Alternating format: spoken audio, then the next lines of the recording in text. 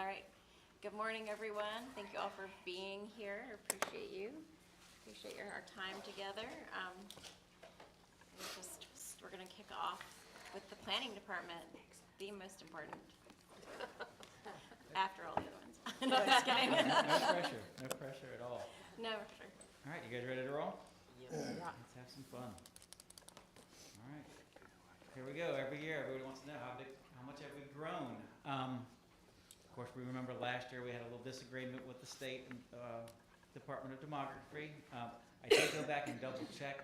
They weren't willing to budge on their population figures for us. Other communities that we believe are growing at the similar rate to us as well also had a lower population than they would have anticipated. So we had that 1% growth last year based on our certificate of occupancies, which you guys will see here shortly. And all the construction that's going on for this year, we're anticipating a 5% growth rate. You know, that's an additional 2,100 folks in the corporate limits, as well as another 50 or so coming in from the ETJ. So that gets us just under 70,000 people, which is pretty much on track with what we've estimated from earlier planning efforts from the 2030 plan and the 2040 plan. So again, if people ask how large are we, we're about 70,000 folks, and we will be there shortly. Again, this is how we rank compared to everybody else in the state. We're still number 16. Again, Apex, Chapel Hill, Mooresville, Asheville, other communities that we know are growing at our same rate. We all just kind of move together. So us going from like 16 to 10, probably never going to happen. We're, like I said, North Carolina just keeps getting that influx of folks, that between 1% and 5% per year. So good, healthy, steady growth, not a big burst, but again, good, steady growth. So here we are. Everybody wants to know how many houses have we permitted. And this year, or last year, we had 389 single-family homes. Pretty consistent over the last couple years. You know, a couple years back in 2020, we had that big burst, 2020, 2021. Back then, we had a lot of development, a lot of available lots to be built upon. So if there was open dirt, people were putting houses again. A lot of it slowed down. Some because of the economy, some just because availability of lots. Post-pandemic, we had that huge surge of folks moving here and buying homes. Everything slowed down.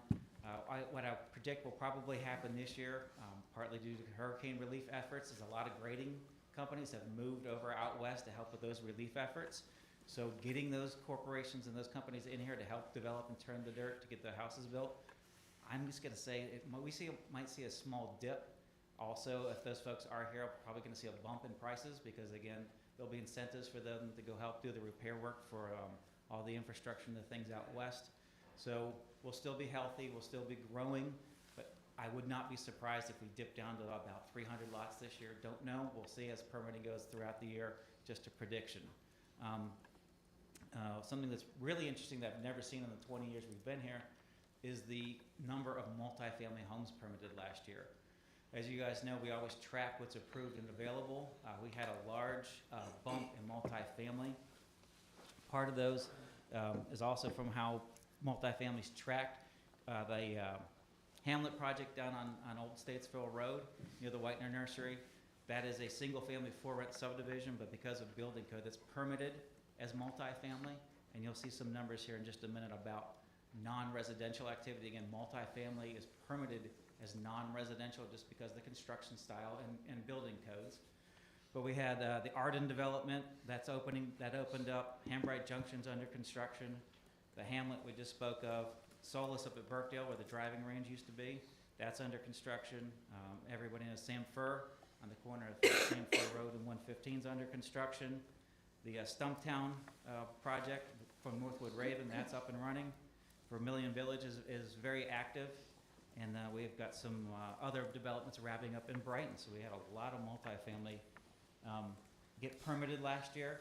I don't know if anybody caught the newspaper that we have the highest rents in all of Mecklenburg County for single bedroom units. Again, we have that product mix. We do have a lower product mix than the other cities in Mecklenburg County, like as far as percentage of multifamily per household. We're about 75%. And Bobby, we're getting an update on that shortly. Maybe. Maybe? Okay, we'll leave that and we'll keep moving on. But we always keep, try to, an inventory of our existing housing stock, what's coming, what's permitted, what can be built. So again, once those get permitted, people have to move in. How do you track that? We track that by the certificates of occupancy. And again, you see that pretty steady, that 300 or so homes that, from the year before that we're building permits. Homes take anywhere from 4 months to a year, depending on the home and the developer. Multifamily does take a little bit longer, 18 to 24 months, depending on on construction schedule, weather, materials, those types of things. So those 1,500 permits from this year will kind of leak in over the next 2 years as far as COs. And then here's something that I did not anticipate, but it's pretty interesting. Last year we had a record high of just under 300 million of non-residential construction, so that's commercial upfits, those types of things. And this year it went pretty wild, and a lot of that has to do with that bump in permits for the multifamily. But we're just shy of $450 million of non-residential construction in Huntersville. That's an all-time high. I do have some interesting. Looked up, where did all this money go? We had 4 very large flex buildings. Those are approximately $10 to $12 million a piece.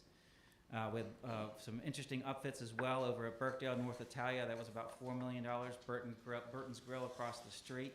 That was $2 million. Michael's, which is going in, which is a retrofit across from Birkdale. That was just over $1 million. In general, there was $240 million of multifamily construction in Huntersville. New commercial structures, so new buildings, $85 million.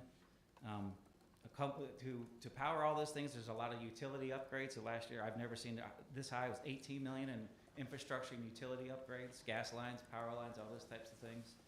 And then just straight upfits of stores. So you can have a cold, dark shell, or you can have second or third generation stores. Total just under $80 million of renovations or upfits in Huntersville. So these are all all-time highs.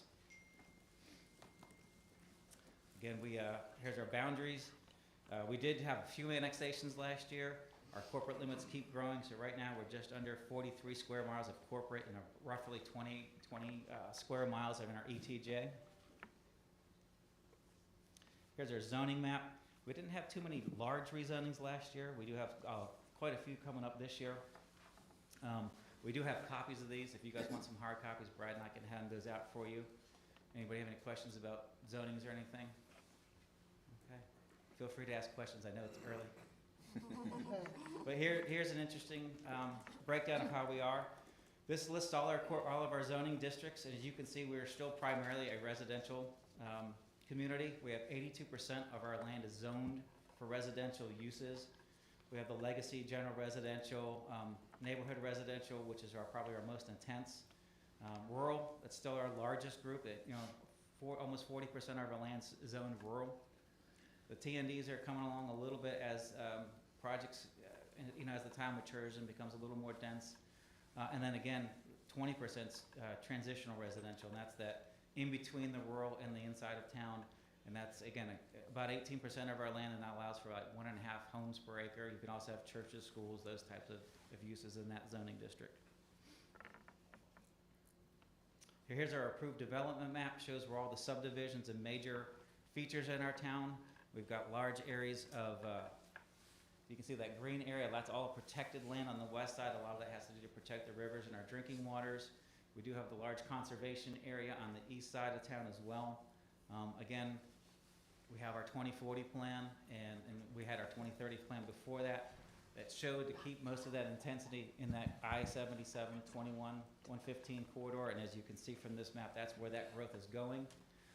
I do anticipate some additional development interest in the northeast part of town, and we'll talk about that in a few minutes as well. A couple years ago, Charlotte Water ran the sewer line up that way. Before there was no sewer capacity. Obviously, there's no sewer capacity. There's not the ability to build subdivisions. Now that that's out there, you're going to start seeing change over the next 20, 30 years. Speaking of all those subdivisions, currently we have 35 active subdivisions in Huntersville. We have 9 that are planned and approved and ready to go. You did see a dip in our approved but unbuilt units this year. A lot of that came off that multifamily I talked about earlier. So we got about 2,000 single-family homes that are approved and could be built. Again, there's gonna be delays in those happening. They're all not gonna happen this year. They have to get their plans, they have to get their permits, they have to hire the grading crews. And again, all of that's dependent on the market, so you'll see different things come in at different times over the next couple of years.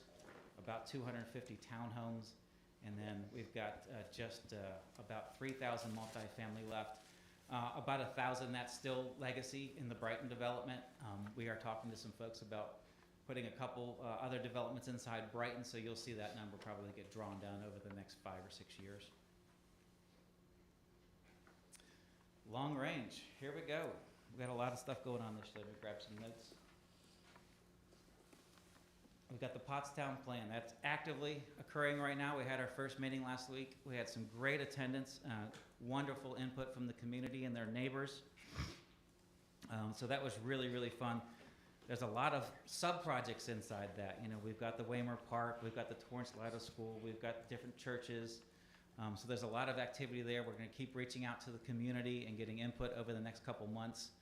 Smaller groups, lots of listening sessions with our Neighboring Concepts, who's our contractor that we've hired to help administer this. They're fantastic. There's a reason we picked them. I believe they're the best at what they do. So we'll be working with them, and we'll see that plan coming together, fruition for this fall, and we'll ask the board for an adoption of that when that's all finalized. We're looking for some things that we can work with the community to get some quick and easy wins out there. Of course, we know we've talked about applying for the RAISE grant. Bobby, do we know if that got in last night? It did. Fantastic. So kudos to Bobby and Heather. They're really working hard. I know Heather, yeah. If we're lucky enough and fortunate enough to get that, that is an amazing, amazing tool to get some real good transformational change down in the Pottstown area.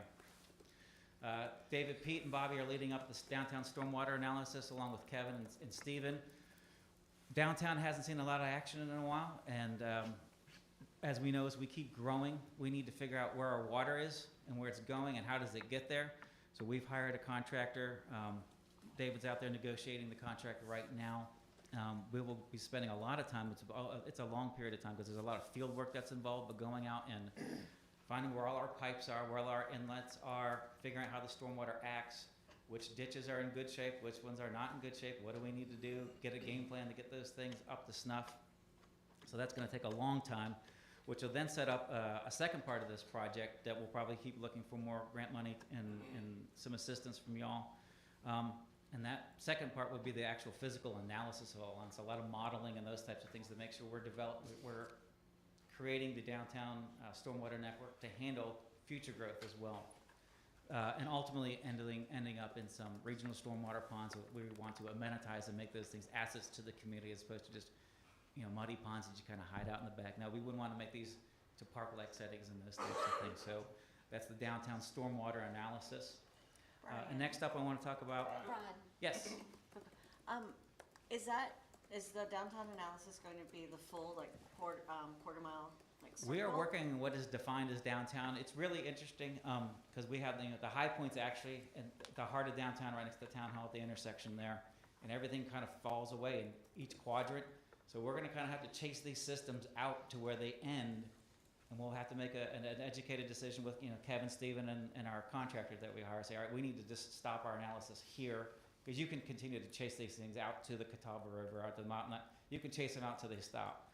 But yeah, basically that immediate area that we've all traditionally called downtown. So down to the southern roundabout, you know, out towards the post office, up towards the northern roundabout, and over towards Vermilion. So that was the area that we're targeting right now. But again, you have to chase these systems out where they naturally fall. And we've got. I'll add in there. Yeah. I mean, that's part of what David is negotiating with the consultant about. We had our grant and we had the amount of money that we had budgeted for this. So as much as we can get within the money we have available, and this is really the first time we've ever done anything like this. So it's kind of a pilot. So we see what we get, how we were able to use it, how we're able to forecast for the future. And then it's something we can do in other areas. We were trying to see if we could get the approximate map of the original downtown plan before it was reduced to try to get a bigger look and even pick up some of Pottstown where we've heard about some stormwater concerns. It's just a matter of seeing how much we can get for our money.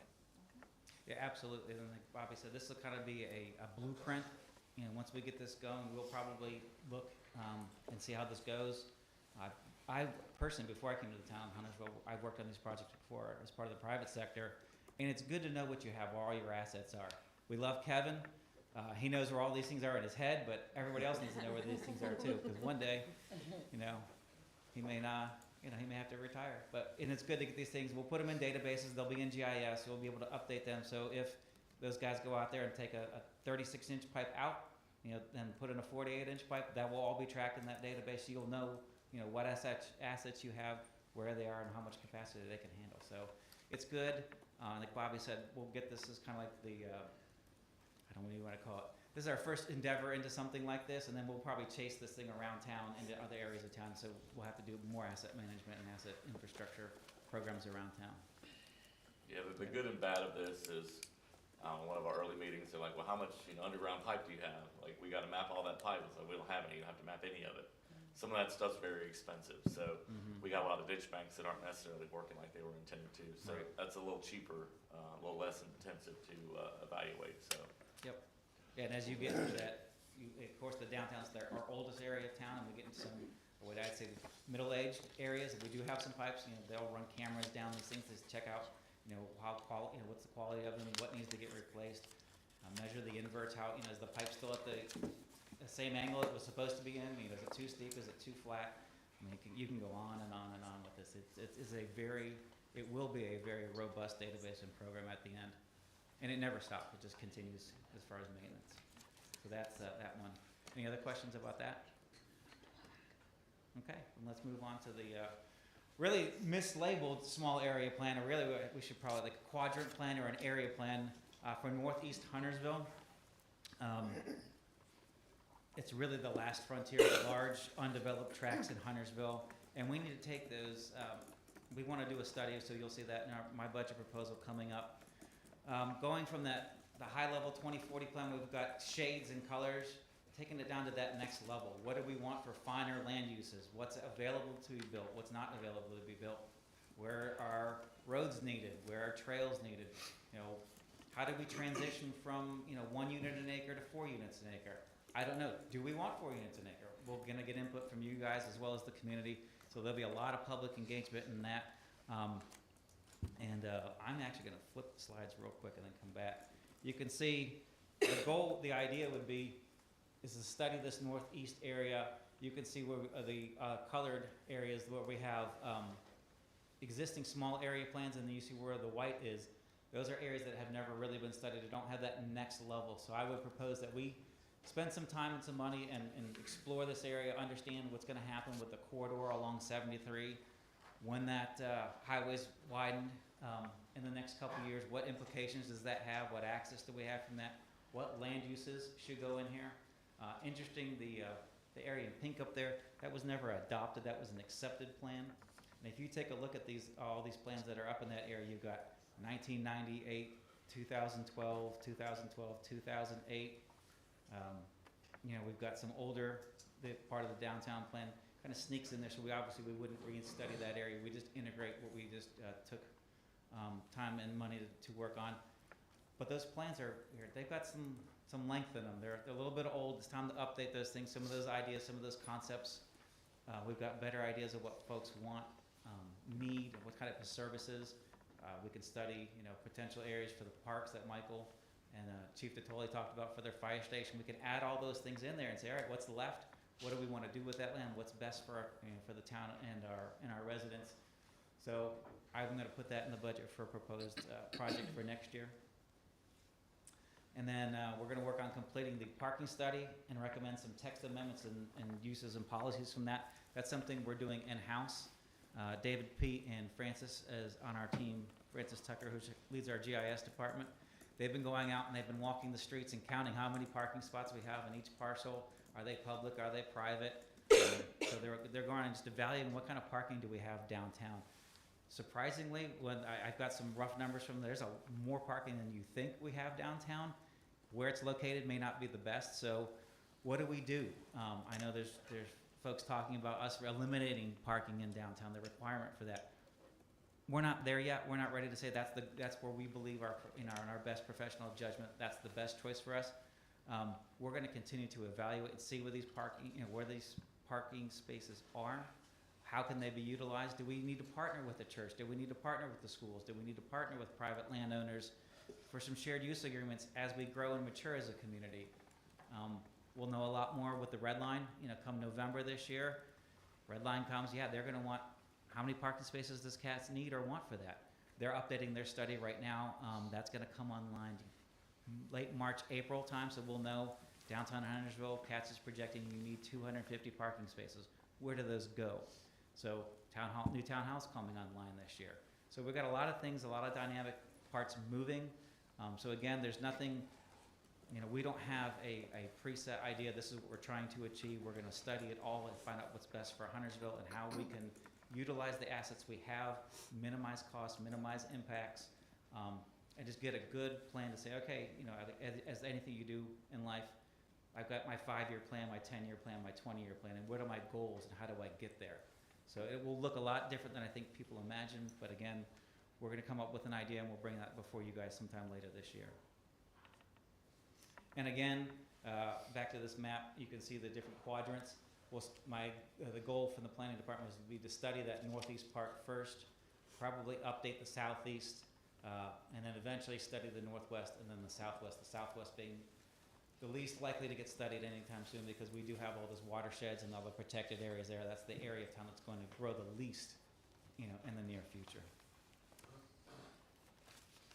So 2040 plan, what have we achieved? Of course, we all know that we're trying to make Huntersville the best and most vibrant and livable community in town. We're all trying to thrive and get there. And we're doing that every day. So here's the planning map that shows that, keeping the intense uses along the I-77, 21, 115 corridor. You can see the large mixed-use areas. We're doing a great job. I mean, you go back 20 or 30 years to see what the town set out as their vision. Here we are. Jack always said planning's measured in decades. Here we are 2 decades later. I think we're doing a pretty darn good job achieving what our forefathers envisioned for us.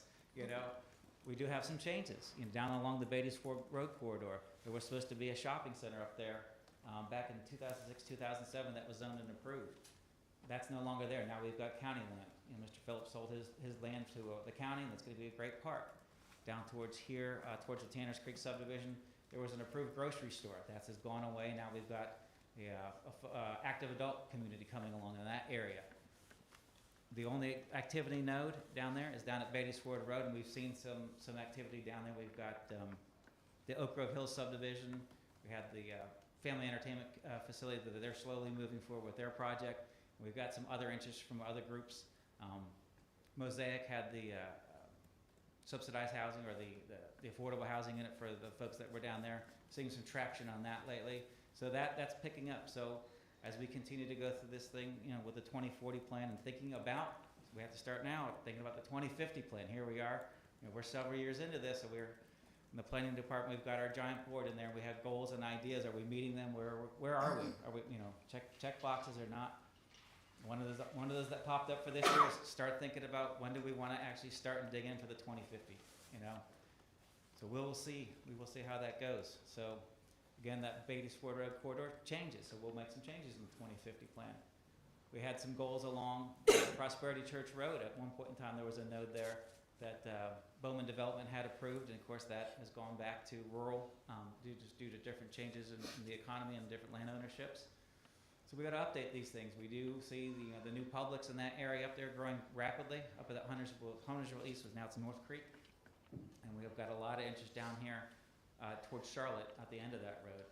And again, we still have the large mixed-use node over our Poplar Tent Road in 73. And again, we do get visitors or folks who kind of poke around. Is this, what's allowed? What can we do here? And time hasn't been right for anybody to pull the trigger, but again, we still get folks talking to us constantly about that area. So what have we gotten done?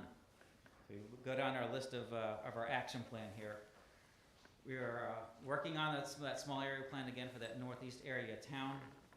We did complete and we're working on a design guide book.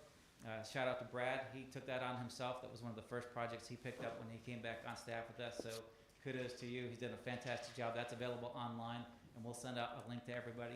Brad, do you remember what page that's sitting on? Is that on our plans and studies? Ordinance and manuals. Ordinance and manuals. And again, that's what we do when we meet new developers. developers who don't know what we're doing in Huntersville, what we want, we can share that document with them. We'll just shoot them the link or print them out a hard copy, and it shows how do you do business in Huntersville? What are our levels of expectation? What is good design? What's good urban open space? Help me out, Brad. Anything else?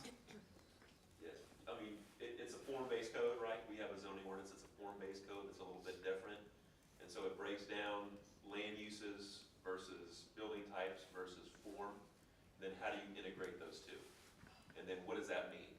And then it's got pictures, it's got graphics and examples from around town here, around the region, to just give examples to, again, like Brian was saying, you know, how do you do business in Huntersville? How do you design to make things quicker and easier for developers and people who want to build in Huntersville? Yep. So again, shout out to him. He did a great job with our consultant on that. And so that's wrapped up in online mail. Next one is to evaluate and strengthen the incentives to encourage and achievement high design standards. Again, I'm going to shout it out back to Brad, and Jack started this on his way out, was altering our zoning ordinance. Prior to a couple of years ago when we did a text amendment and allowing us to have a little more flexibility under the conditional zoning district, we had some ceilings in there. So if I wanted to come in and rezone, I had to be in compliance with what's called in the spirit of the ordinance. So if I wanted to have a 6-story building and my zoning category only allowed a 3-story building, that's not really in keeping. By changing some of these things, it allows us a little more flexibility and negotiation abilities with developers to get things that could be in the public interest of the town. So we had that text amendment approved last year, which was great. In process, encouraging a diversity of housing options. As you can see, all these different types of things were coming online with all these permits. So we're constantly working with developers.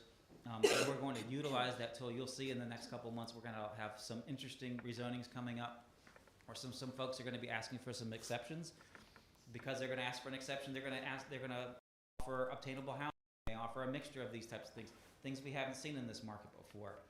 We did have a great project a couple of years ago, Walk 23 down on Gilead Road. You saw that on Gilead Road, some cottages in the back, fronting an urban open space. So utilizing all the tools of the ordinance, you're just going to see these projects come online, and because of that, we're just going to mark that in process. We're keeping going and working with guys, and it allows us, again, to be a little more, I'd say, aggressive with the developers and say, this is what Huntersville expects out of you. We're going to want that high-quality urban open space. We've got some more that are still marked as in process. And the only reason we have the in process for the government open space is because we're still building town hall. I don't know if we debated we're going to put that as complete or not. We're still watching the construction every day, so we're just going to keep that in process. Establishing the street and sidewalk requirements. We're working with Stephen and those guys to upgrade our ordinances and manuals and those types of things.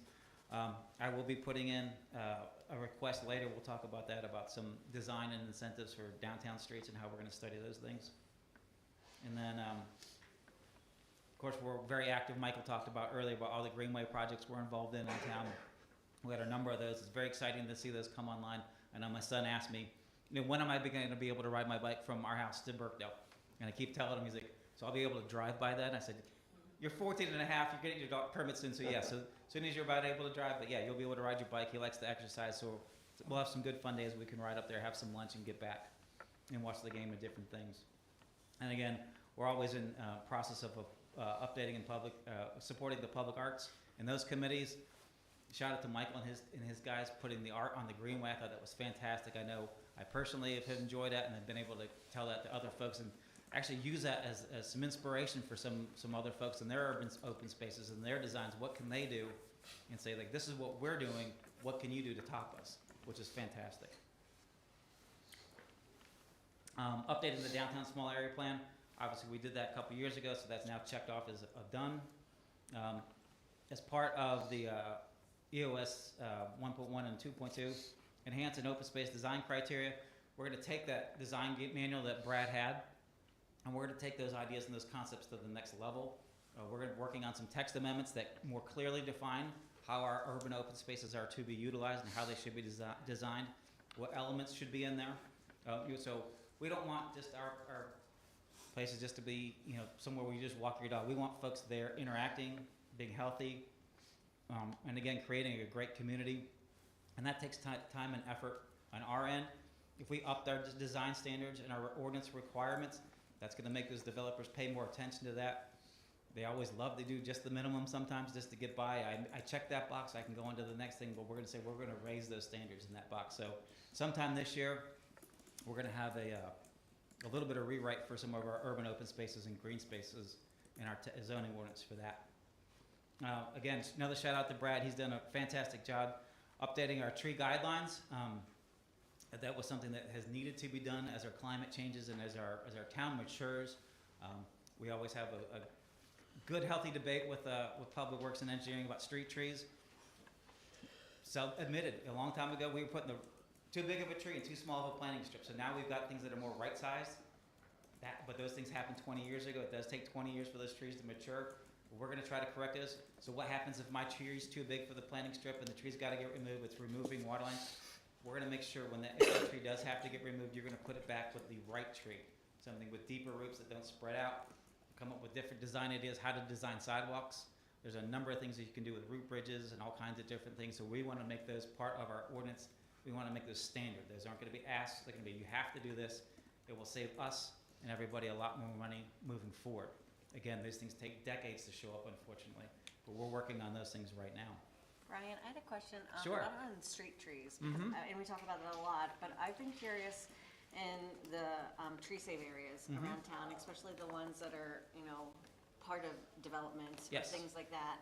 And just, for example, the one behind my house, I've noticed there's a lot of trees that are aging, their lifespan is coming Sure. up. We had a few come down during the hurricane, but I've noticed that in other places around town. Correct. When we have those areas that are within a development, is there anything we can do, or how, are there any options available to us to help monitor, the healthy canopy? Sure, there are. I know we engage with arborists a lot, talk about that as we go through this. So we've got some incentives and some things that we want to talk about, maybe codifying later this year. But as of today, if I have got an urban open space or a tree save area and it has specimen trees or canopy trees that have to be saved, if those come down due to the storm or the construction or the bulldozer got a little too close and clipped some roots and the tree eventually felled after 5-10 years, those do have to be replaced. When the subdivision's up and running, depending on what state it's in, it may be the developer's responsibility. If not, it may be the HOA's responsibility to replace those trees. So again, we want to keep that canopy up, alive, and thriving. Okay, so then so it sounds like it does pass to like an HOA once a development It can. is complete. It can. Yep, so again, we try to work with HOAs, especially when they're coming in a new built subdivision, especially a larger subdivision. We always offer to reach out to those folks and help them when they're transition teams, to educate them. We do have stormwater ponds that need maintained, tree save areas what is their responsibility? What do they need to pay attention for? What do they need to budget for? As part of our rules and regulations, we make sure the developer gets those things set up. We want to educate the folks who are going to run that board to know what these things mean, and over time and what their responsibilities are, so they can budget properly. And I was just gonna jump in, it's on our other topics, I don't know how slammed for time we'll be later on. Thought we might just hit this one real quick since Brian brought it up, but related to an arborist, years ago, we had a member of our staff who was a licensed arborist. So we were able to take advantage of his expertise, and we have been in talks with the town of Davidson. They have a full-time arborist about possibly doing an MOU to get some allotment of their time on a monthly basis to help us look at some of these things. Brian talked about our evolving tree standards. Planning continues to look at tree canopy. Stephen talked yesterday about knowing what we have out there with our sidewalks. This would kind of give us a resource to kind of know what we have out there with our trees too. I think other than missed trash, a tree going down from a town project or DOT or some of the things we get the most phone calls about. So try to be a little bit more responsive, try to make sure we are planting the right things next to our sidewalks so that the roots aren't being, bringing up the sidewalks. What would Kevin do all day if we didn't do that for him? He's plenty busy. I know he will find stuff. We can certainly talk more about it later, but since it came up, it's something we're looking at and, trying to see if we've got enough there to maybe support a full-time position in the future. I know the Davidson position does a lot of community education, and then some of these things Brian talked about hiring an arborist. I mean, it's well over $200 an hour, and then we could certainly hire someone a lot cheaper than that. So, just wanted to kind of put that out there since the timing was right. Yeah, Yeah. if you guys, if we, we chose to move forward and have that position, we have a laundry list of things that this person can do. If he or she could just save on Correct. figuring out the sidewalk issue, because I'm not convinced yet, unless you plant crepe myrtle, that's about it. But hopefully, we'll come up with something, because it's- Lots of good ideas, and Yep. something, that we do need to talk about as a community is the health of our tree canopy. Inventorying those types of things. All these trees that we've made, the ordinance has required folks to plant it now 20 years later in some of these areas, and it's a good, healthy canopy. How does that work? How does it survive? How do we get that to the next part? Downtown, I think the folks are gonna, we just recently had an arborist come in and do an inventory of downtown. We're still working through the final evaluation of that. A lot of our downtown tree canopy is all of one age, and they're old. So you're gonna start seeing trees fell. I know we recently had some cut down along Gilead Road. There's some other ones down in Mount Holly that are older and are falling. There are things you can do to extend the life of those trees. Some of those trees probably become safety issues. So you have to look at that, evaluate that, and then how do we plan for getting a good, healthy canopy that's maintainable over time? Do you stagger the timing of the replanting of these things? Obviously, you want to stagger the mix of trees. So there's endless things we can go down with that type of position. But again, so we'll get there. So picking back up to things that we've accomplished in the 2040 plan, I do want to shout out Stephen and his team working with us about working with the county, as well as altering some of the design requirements for our low impact design. We've got a lot more tools in our toolbox than we had last year, 6 months ago. So I would say we are almost on par with everybody else. We do have higher restrictions than everybody else, and that's on purpose. That's a choice we made as a community. We want to protect our drinking water. We want to protect our watersheds and our neighbors and be good stewards of our land. But at the same time, we want to be competitive with our counterparts. For a while there, some other communities, I wouldn't say they relaxed their standards, but they had other choices when it came to construction. And I would say we're on par with those guys now. So we do have a little bit higher restrictions, but we've got almost all the same tools that they have. So again, I think we're on a level playing field with them. Again, planning for long-term personnel facilities. Did I go back? Did I go forward? So we're working with Chief. He talked about all those things about the fire department, where those new stations need to go, why they need to go, their service areas, those types of things. So it's great coordinating with him. Seems lately that I've been on the phone with CMS quite a bit. They're planning for a lot of new schools. North Meck High School's coming through. They recently had their community meeting for the replacement school for that. We're in early discussions with the replacement of the Huntersville Elementary School downtown, as well as the planning for the middle school on Stumptown Road. So we meet with them often, try to keep them on schedule, and again, making sure that they're well aware of how we build schools in Huntersville, how schools should be built in Huntersville. So we always have a fun, healthy debate with them when they come in, but good partners to work with. Again, working on the mobility plan, that'll come up later this spring. Heather has led the charge on that. She's doing a great job. She did have to put a little pause the last couple weeks to get and work on that RAISE grant, so kudos back to her. But she's picking that mobility plan right back up, and she's going to get that across the finish line. And then, of course, we always coordinate with one another, internally and external. So we work with the state and the county and different agencies as well. So those are all things that we constantly do. We're going to talk about in transportation, working on that crossing safety improvement plan. We guys talked about being proactive yesterday. Well, we're getting ready to work on the Vision Zero. We'll talk about that in a few minutes. So that's upcoming. And then we always work with DOT on their projects constantly. And so again, kudos to Steve and Heather for keeping us up with the latest and all those great changes that happen at the state. And again, this is something you guys are going to be working on, the CIP and the updates of that. That'll be coming up more towards, during the budget part of our year. So transportation planning, what's going on? So, of course, we had the downtown plan approved a couple years ago, and a couple months ago, we did hire consultant Dan Burden to come in and evaluate the intersection, the main intersection downtown, and what could be done. One of his proposals was a roundabout, as opposed to the traditional intersection that we have there. And then our neighbors to the north, or to the south, working their John Street project. They went down and did a corridor study, and we were pretty impressed by that. And that's really the next step for our downtown plan, is to do a downtown corridor study and analysis. And we need to study our existing network of roads, not just for cars, but for multimodal assets and what can be improved. What type of multimodal projects should we be looking at? Also, what are our roads gonna look like in downtown? We have an idea from the staff level. We do wanna go out and get some more public input. You're starting to see the shaping of that along Discovery Place Kids, along the North State project. You know, got a little bit wider sidewalk. You'll see shortly some street trees getting planted in. You'll see the same thing down at Walk 23. So how does that look, not just along Gilead Road? How do we look up and down 115? How do we need to look up and down Main Street? Secondary roads. We talked about the Walter Street extension. What does that look like? I know we're gonna have some limitations from sizes because of the nature of what's out there.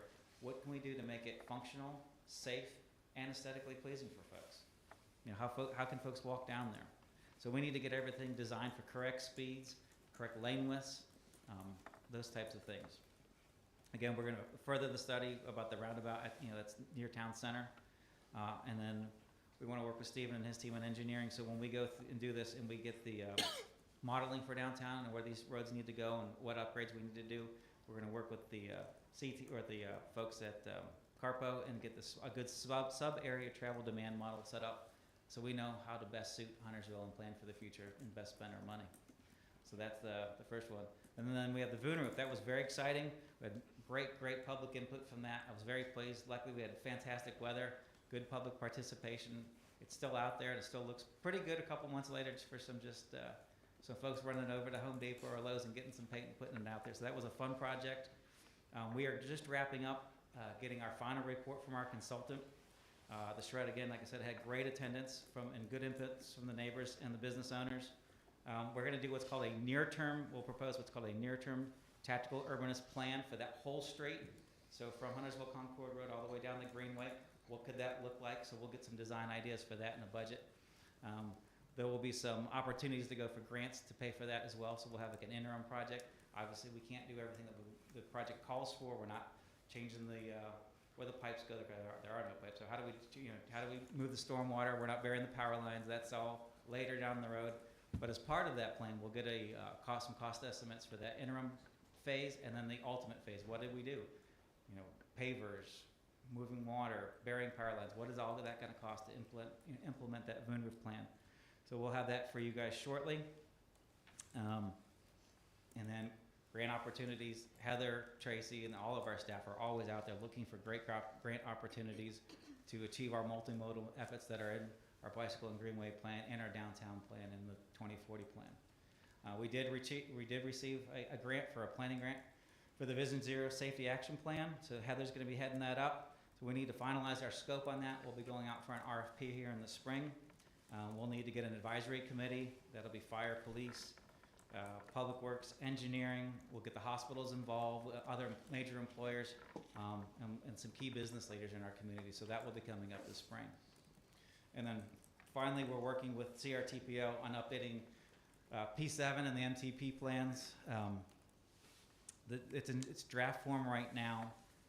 All the points have been awarded, so there's some negotiating going back and forth. Surprise, surprise, there's not enough money to cover all the projects that are needed. So how do those get, how does that money get allocated? How do some projects get different priority? Is there, if there's a little pocket of money maybe that can get slid over to help someone finish off their intersection improvements or help finish off projects that have gone over budget? Of course, we always know, you budget 30 million, it costs you 35 million. So where does that 5 million come from? Who's gonna make that up? So Heather and Steven, and again, shout out to Nick and everybody who works with folks, and keeping everybody up to date. And that's occurring over the summer. That should be done sometime in July. The MTP update is for the 2055 update, and again, that's just to submit projects for the next 25 years. We do, right now under our current funding model, there's a shortfall. So we will figure out what priorities we have, and hopefully someone can come up with some great ideas to pay for all of these things. General planning things, these are just staff-initiated text amendments, things we hear from the community, things that we observe need to get changed problems that we keep seeing, reoccurring problems, how can we solve those things? We're never afraid to go out and look what our brother and sister communities are doing, because sometimes people are smarter than us and they got a better idea. Well, let's go borrow it. There's nothing wrong with that. If that works for them, maybe it works for us. We have to evaluate those things. Tree shade requirements, I know we work with the environmental committee. So Brad, are you gonna handle that one, or someone else on the team gonna handle it? Yeah, Brad's on that one, so we should have something here shortly. Defining housing options. This is really something that came from internal. We're really just gonna call a spade a spade. We're gonna go through all the zoning districts and all the building types and say, you can build a single family here, a townhome here, a duplex here, a triplex here, a quadplex here. Some of this did come from the state redefining building codes, but we're just gonna go in there and call a spade and say, right, in the town center district, you can build a single family home, a triplex, a duplex, a quadplex, or a multifamily building. We're working on all that right now. Lauren's been handling that, putting a lot of her time and effort into there. This will help with missing middle, clearly defining what's allowed. A lot of folks come in and say, well, I want to build a townhome community in Huntersville. There's only 2 zoning districts that allow for that right now. Maybe we want to have some more townhomes in town center or out in the neighborhood residential districts. We'll evaluate that. We'll get some input from everybody, and we'll get that thing moving forward this year. Town center uses, we've got some stuff preliminarily written for that, and we'll get that on the agenda as soon as we can. Now we got some issues with the Senate bill that we have to work through, but we'll get to there.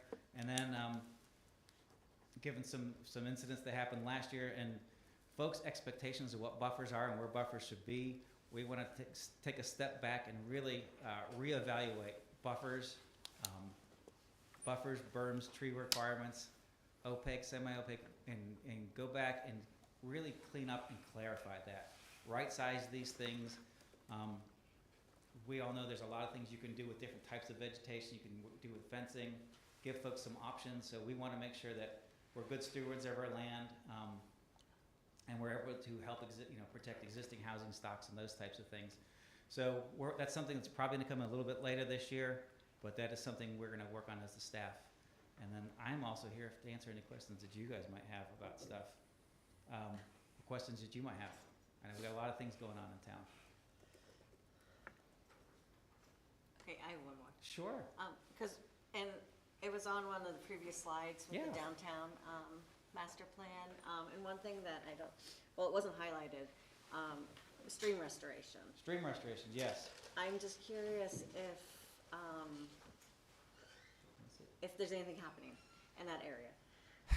Yes, Mecklenburg County is working on the early beginnings of the Cane Creek stream restoration plan. I don't know the dates on that. I can get together with Rusty and get you some more information, but I do know that that's coming up shortly. Through the business park, when they install the greenway plan, there will be creek restorations that come along with it, just naturally as part of the installation of that. But the largest creek restoration only plan that I'm aware of is over at Cane Creek.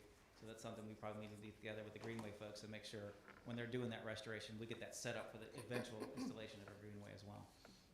Do you know if that's ever, or if that's also incorporated when we do like small area plan updates? Because one thing that I've learned in my time in office, I'm starting to hear, some of the history also and this isn't as much physical preservation, but historical preservation of how those streams and our waterways have been used in the past. I'm just curious, when we do like our small area plan updates, is that always, when there are creeks and streams, is that part of area plans? When we do those area plans and you get the folks who have been here, a long time or multi-generational, you do get those backstories. So yeah, I would love to incorporate some of those things into like the history and those aspects of a greenway. We get a placard, you can do different things and say, that maybe this activity occurred along this creek that no one ever really knew about. You guys recently adopted the historic designation for the school on Highway 73. I can't tell you how many times I drove past that house. I would have never knew it was a school until someone brought that up. And those things are important to preserve. So yeah, when we do these small area plans and you get the folks that have been here, and you get those stories, those are always fantastic to record.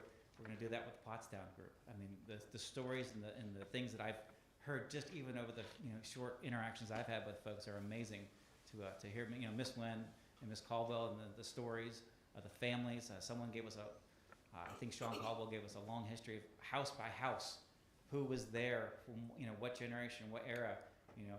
Or someone's grandfather in this, and it passed down to the nephew. So those stories are fantastic. else we got? Quiet group.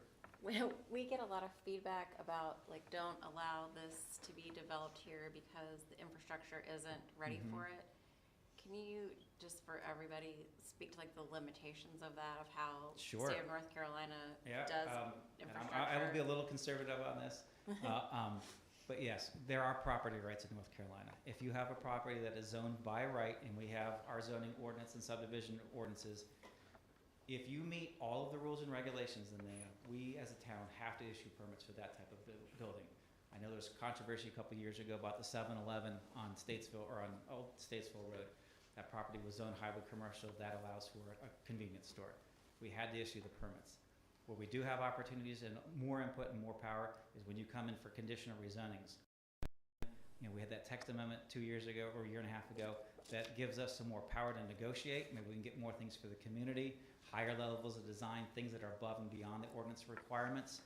That's where we get a lot of power in decision making, and then you guys as the board ultimately have the decision to approve or disapprove. But if something comes in by right and you meet all the rules, no one's asking for any exceptions, we do issue permits. So yeah, we do have a very good, healthy zoning ordinance, allows for a good mixture of uses. I think it's very fair. We don't spend a lot of time, let me think through this. It's been in place since 1996. It's a good ordinance. The folks who put it in place wanted to be different from Mecklenburg County, so that's why you see a lot of similarities between Huntersville, Cornelius, and Davidson in our zoning ordinances. They were all done at the same time with the same group of professionals. We are individual. We're not copycats of one another, so we know Huntersville's Huntersville, and they have their choices as well. It's a good ordinance. It's a healthy ordinance. It was very cutting edge back in '96. It's still on the forefront of zoning in this country. In the next 18 to 24 months, Brad and I are constantly talking about when do we update it. We know that time's coming soon, and by update, I don't mean gutting. I mean refining, cleaning up some bloat that's gotten in there.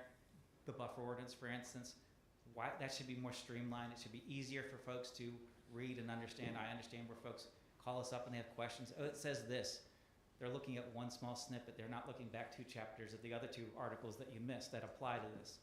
Streamline those things. So again, not abandoning the principles or concepts of the ordinance, but refining it and make it more user-friendly. That would be what I would consider the update to the zoning ordinance.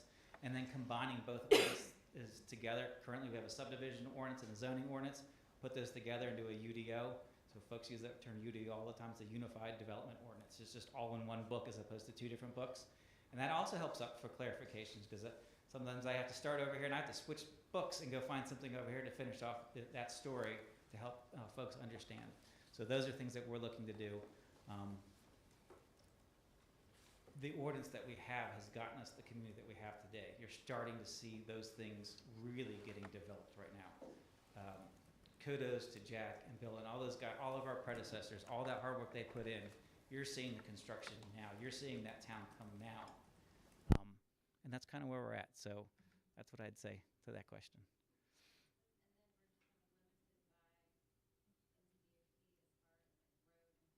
Correct. Correct. Yeah.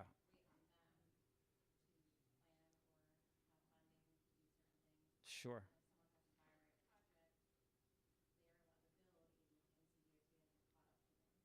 Correct. As through any project, we always have the evaluation for traffic impact analysis. Stephen does a great job administering that part of the ordinance. So we take a look at a project, evaluate it. There's a chart that basically says you're going to add X many trips to this to the road system, and then there may or may not be improvements required. We have a TIA process. The state has a TIA process. If you fall below those minimum thresholds, you don't have to do any improvements. If you're above and beyond them, we have to do studies to find out what those improvements are.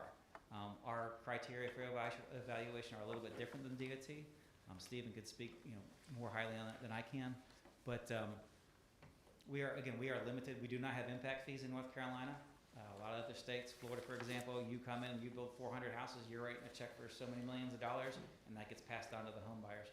We don't have that ability in North Carolina. So we are reliant on Raleigh and the MTP, the other projects, how those roads are funded. Everybody knows most of the main roads in Huntersville and all of North Carolina are all state roads. There are no county roads. Other states have county road systems, so that's a little more locally focused, but again, it's all back to Raleigh. So if we want to change how that the funding model works, let's have conversations with with our legislature and how we can move forward and get modernized. Great. With general rezoning, I've been wondering, is general rezoning something that municipalities are required to have by the state, or do we have the ability to change that? My understanding is we have to have general rezonings. I don't think we can eliminate that. I don't know if we can do a little research, but the best of my knowledge, you have to have that as part of your charter in the state rules. So. Jump in on that. Yeah. Like I said, I've never, that's a great question. We will definitely do some more research, but to the best of my knowledge, legally, we have to have that. Again, we don't use it very often. We've seen it a couple of times this year. As a matter of fact, we might have another one next year. I was talking to another gentleman who has an old legacy project that's been sitting on his family's property. That's an old conditional rezoning. I don't remember if that carried over from the county or not, but they were looking to do something and maybe just remove that. So we might see another one. Again, 21 years, I think we've done it 4 or 5 times. And we just happen to have a couple recently. So code enforcement, that's another big thing as we quickly approach that 70,000 folks. A lot of more eyes on the streets, a lot of more questions about what's allowed, what's not allowed. We do have legacy projects around town, especially some downtown. I know there's been some questions about the automobile repair areas. Those are all old code things. We do have a laundry list of complaints about those. A lot of those, again, are legacy projects. They're allowed to be there. They're allowed to operate as long as they're operating under the rules at the time that they were developed. They're allowed to be there. If someone were to come and build that today, depending on where you're at, it may not even be allowed there too. The screening standards will be very different. Parking standards will be very different. Access standards, very different. So we have to treat them fairly.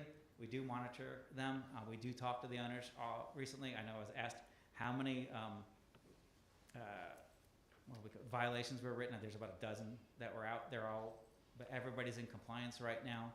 We were working with MB Consultants about installing some screening that they needed for some upgrades that they did to their facility, and that's getting installed currently, or just recently was installed.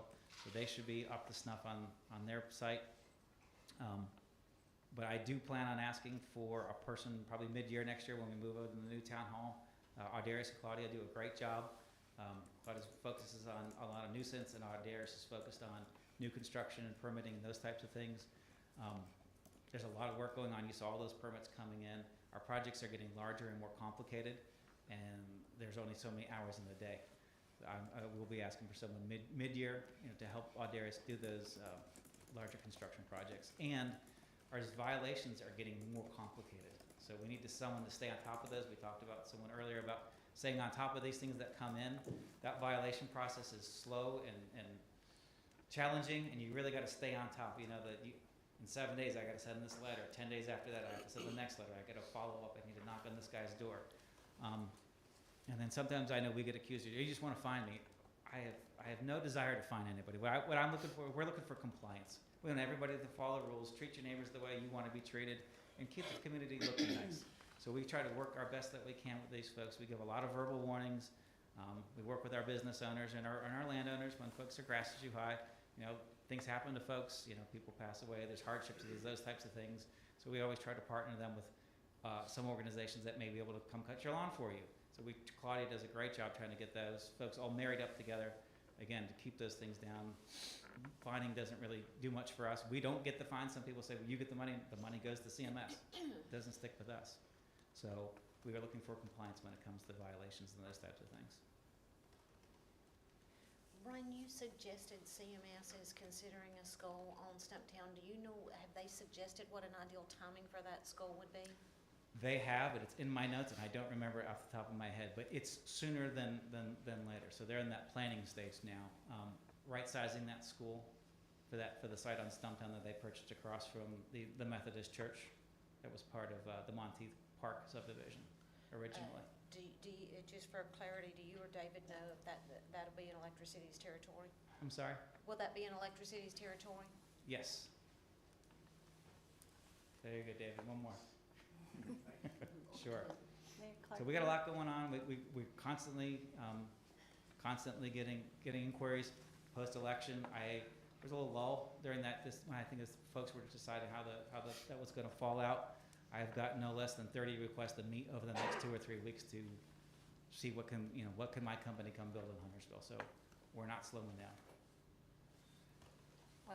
Do you know which meeting, because our District 1 CMS rep is still coming to a meeting in February to give an Yes, update? Anthony, is it 18th. the 18th? Yeah, so we can get an update on that school when she comes. Great. Anything else? I think we're gonna get some time back here.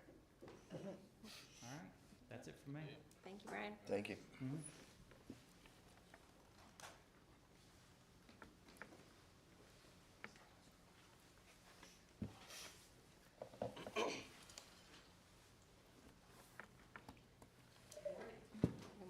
Good morning. Good morning. Doesn't sound very. It's a perfect segue from Brian talking about the town growing. I think you've heard from pretty much everybody that you've heard so far. As the town continues to grow, as the things that everybody are doing become more, I would say, complicated, and we grow, we have to look at what we're doing as far as staffing goes. So today I'm just gonna go through where we are now, talk a little bit about what some of the requests coming through are, and a little bit about a survey that we did this year and what we're looking at as a department for the coming year. So staffing overview, a similar slide we have every year. The first column of numbers is the budgeted positions, full-time positions. The second column is how many we have in each department right now. And then the third column is part-time positions.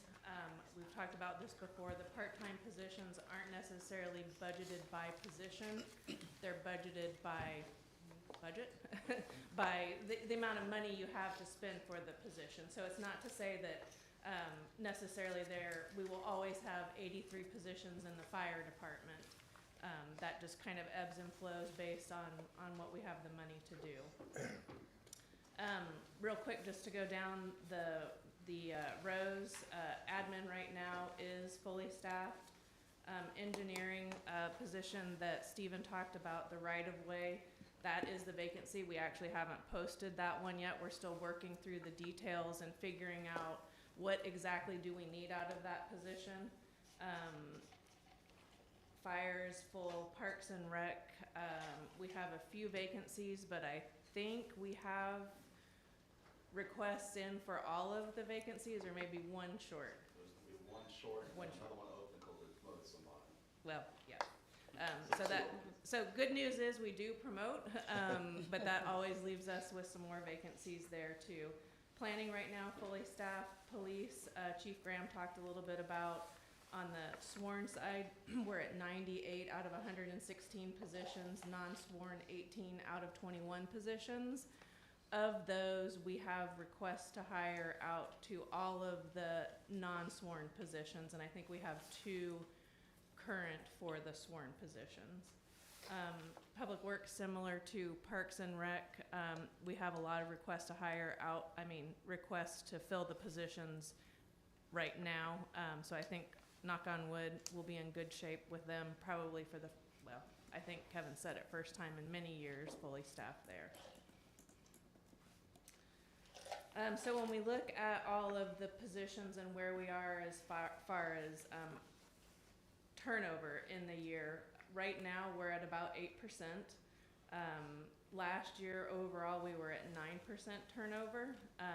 I think the national average right now is at about 13%. So when you look at it from that perspective, we're doing pretty good.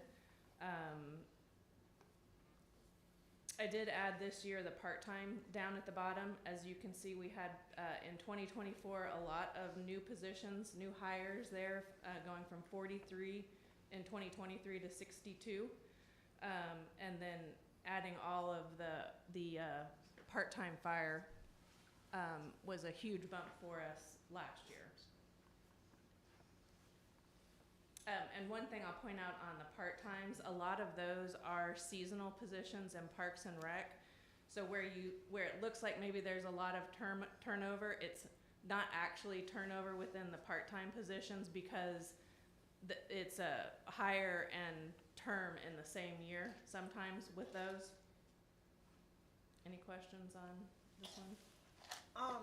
So I'm looking at this, looking at the chart, I see that it was pretty high, in 21, 22, and 23, and of course it decreased. Do we know of the reasonings? Was there a trend? Was it due to other competitors? Was it due to money and benefits? Do we happen to have that data, or do we know why? All of those, I would say. I think the national turnover rate in 21 or 22 was at its highest. A lot of that was a result of kind of the COVID impacts. I think between 21 and 23, you did still see a lot of people jumping around from position to position. Pros and cons, right? You offer incentives, you offer all these different things. People say, oh, if I go over there, I can get that. People tend to move around a little bit more. I think as that has settled down, certainly as different organizations have changed those policies, people have decided jumping around maybe isn't the best long-term solution. So I would say it's a variety of factors, and I think even nationally we see it starting to slow down as far as people moving around quite as much. I feel like we used to say, you know, if you're looking at a resume and people are moving every 2 or 3 years, you need to be worried about it. Well, for the last few years, you say, you don't worry about it, take them, right? Now I think you're starting to see those people not having as much turnover or change of jobs as you used to. Okay. Thank you. Laura, that FY '25 column, I'm assuming that's through 7 months, so that assumes that nobody else leaves in the next 5 months, because if they do, that number's going up, and pretty much, almost mathematically, if somebody leaves in 5 months, which theoretically could happen, we're gonna be close to last year's number. Yes, nobody is leaving in the next few months. Staff is listening, did you hear that? So this next slide, we break it down by department. You can see, I think last year we talked about Public Works. While their turnover rate maybe wasn't high, their vacancy rate was really high. Now, you know, soon that will be down to 0. And these numbers change on, I feel like, a weekly basis. So I don't think there are any updates since last week as far as the actual numbers. But overall, I would say we're in a pretty good position where we're retaining our employees. The big push really is to be able to attract new employees. Police is a unique situation, but I feel like one of the things that Chief talked about is how do we do what we need to do maybe in a different way. Instead of having police officers out doing crash investigations, can we find another opportunity? I would say Stephen's a good example too, where, you know, do engineers need to be doing some of the legwork of some things that somebody else could be doing? And so, you know, as you get bigger, as you grow, sometimes you have to specialize those positions a little bit more because there is so much that needs to be done. And where 10 years ago, one person may have been able to do all 20 things, the volume of the work that's coming through, you can't do it all in that same way. Any questions on the departmental piece? Okay. Benefit survey. So this year, prior to open enrollment and our insurance renewals, we reached out to staff to figure out what do you want. For years and years and years and years, we've offered one benefit package. So asked about, you know, what do you think about health insurance? What do you think about dental insurance? What do you think about other options that you might want? And then also engagement. One of the big things that you see all the time is how engaged are employees, how is their mental health, what kinds of things can continue to do as an organization to make sure people feel valued, want to come to work, want to stay at work. So we asked about those types of things. 76 responses. Doesn't maybe seem like a lot. I actually was surprised that we got that many responses. I think Ethan talks about the response rate or click rates for some things. I feel like it was a good response. So what have we done with those, that information? This year we offered, because there was a request to offer more than one health plan, let me rewind a little bit. What I would say was more, better, cheaper. What employees wanted were more options, better options, and by that, coverage options, and then less expensive. We only have so much control over that, some of the different pieces, but this year what we did was offer a second health plan, which most people call a high deductible health plan. It's a consumer-driven health plan. As a second option. We had 16 of our employees take advantage of that, which again doesn't seem like maybe a lot, but surprisingly, it was more than I thought were going to take advantage of it. It is for people that have never had options. It is a heavy weigh on someone's mind of which option do I take, which is going to be better for me in the long run. And I think as people hear about it, they may take more advantage of it. We offered a higher level dental plan, so that was one piece where the max out of pocket for the max coverage for the dental plan, people wanted more. As you get older, sometimes you have more dental issues, you want a little bit more coverage. So we offered that second plan.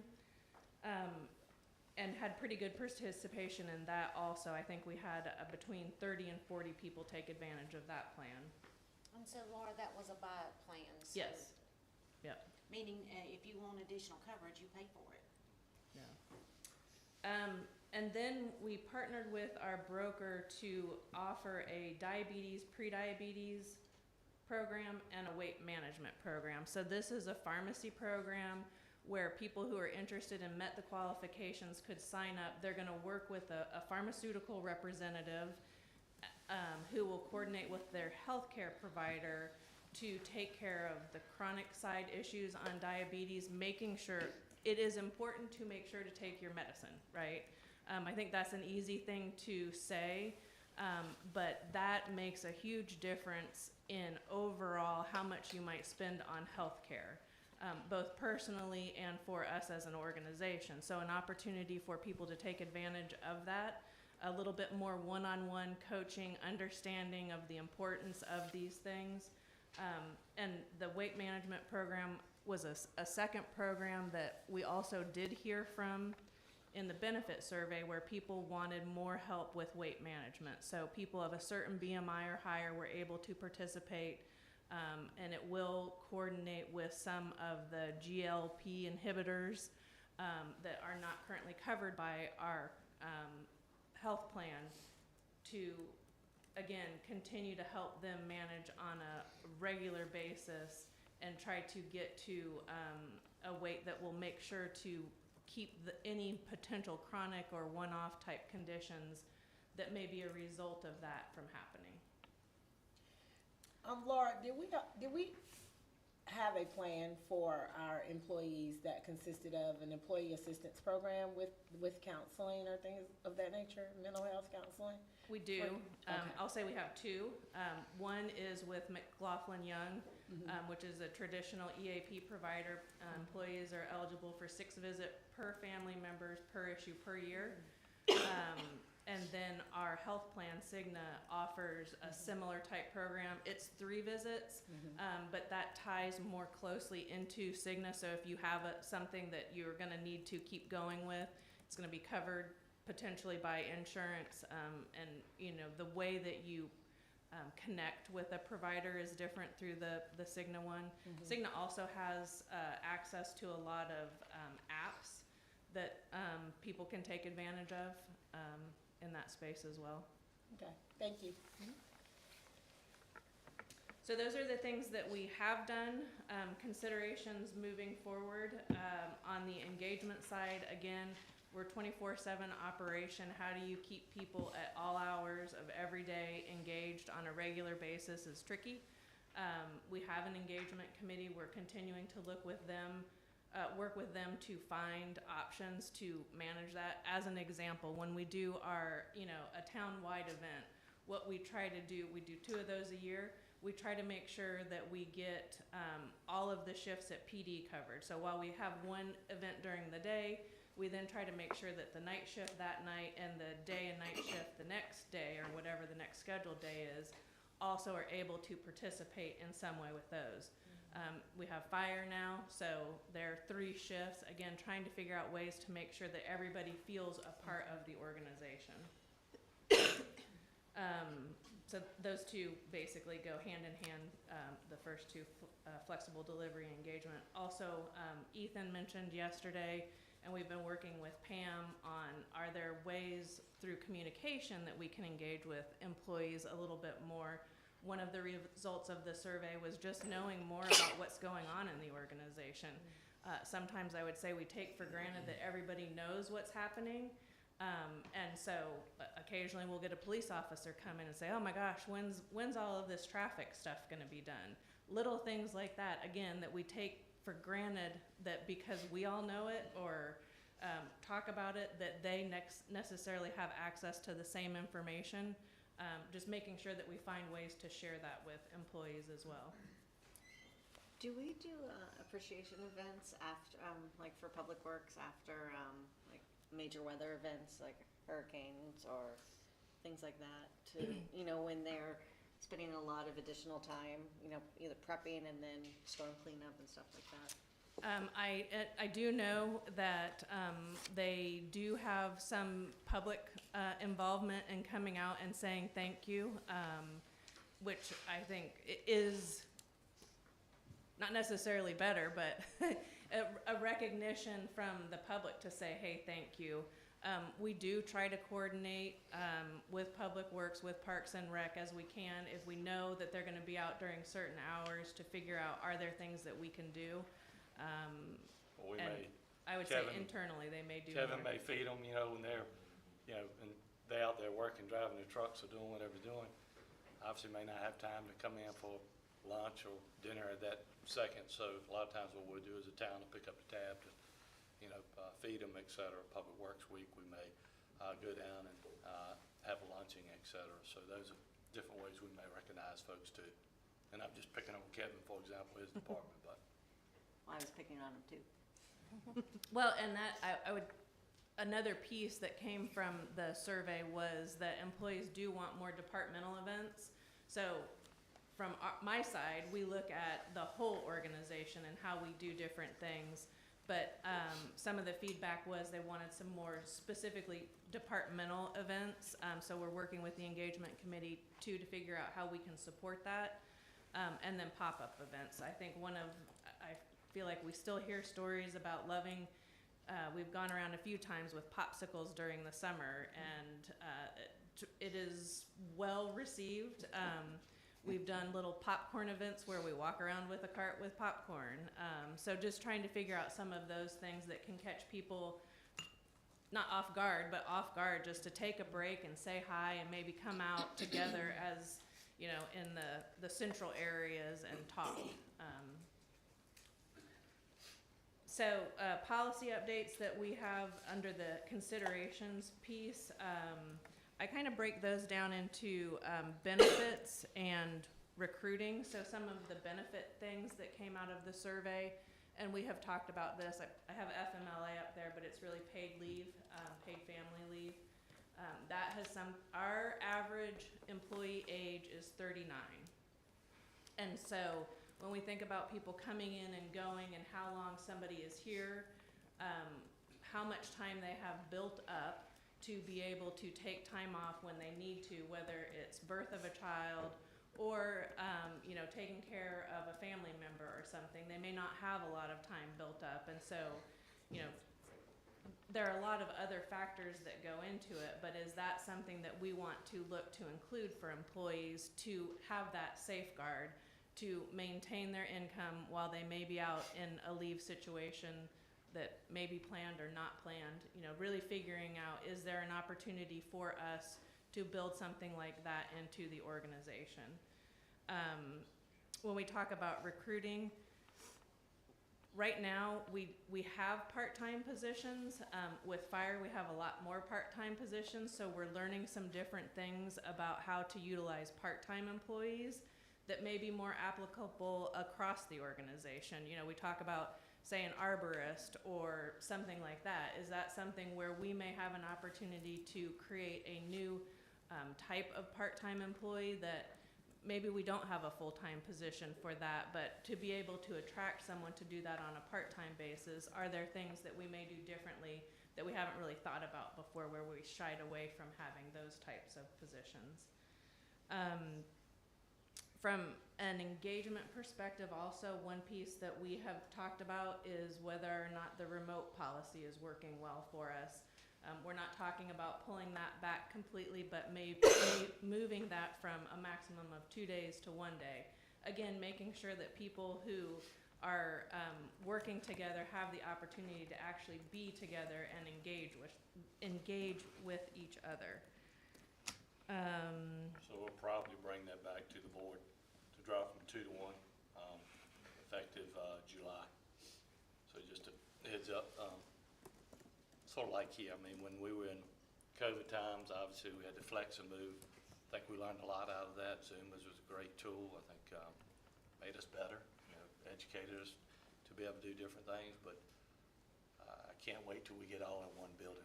We get in a new town hall, be able to interact more. I hate that a lot of staff is across the street. We just don't have that interaction. So like here, if we did all this by Zoom, the time we spent up here together, and what we learned about each other just makes us that much better. So I'm looking forward to getting in one building and actually seeing each other more, and just think it makes for a much better team. So we'll be coming back to you probably somewhere in, I don't know, June or whatever, but it'll be effective July 1 to go from 2 to 1 day.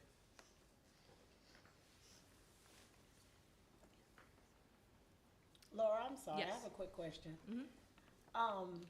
Do you, the HR, Human Resources, do you all accept, like, if someone comes in from a different government entity, like if someone worked for the town of Mooresville and then they took a job with the town of Huntersville, do you all take their start date back from when they started with that municipality, or does it start day one for retirement purposes?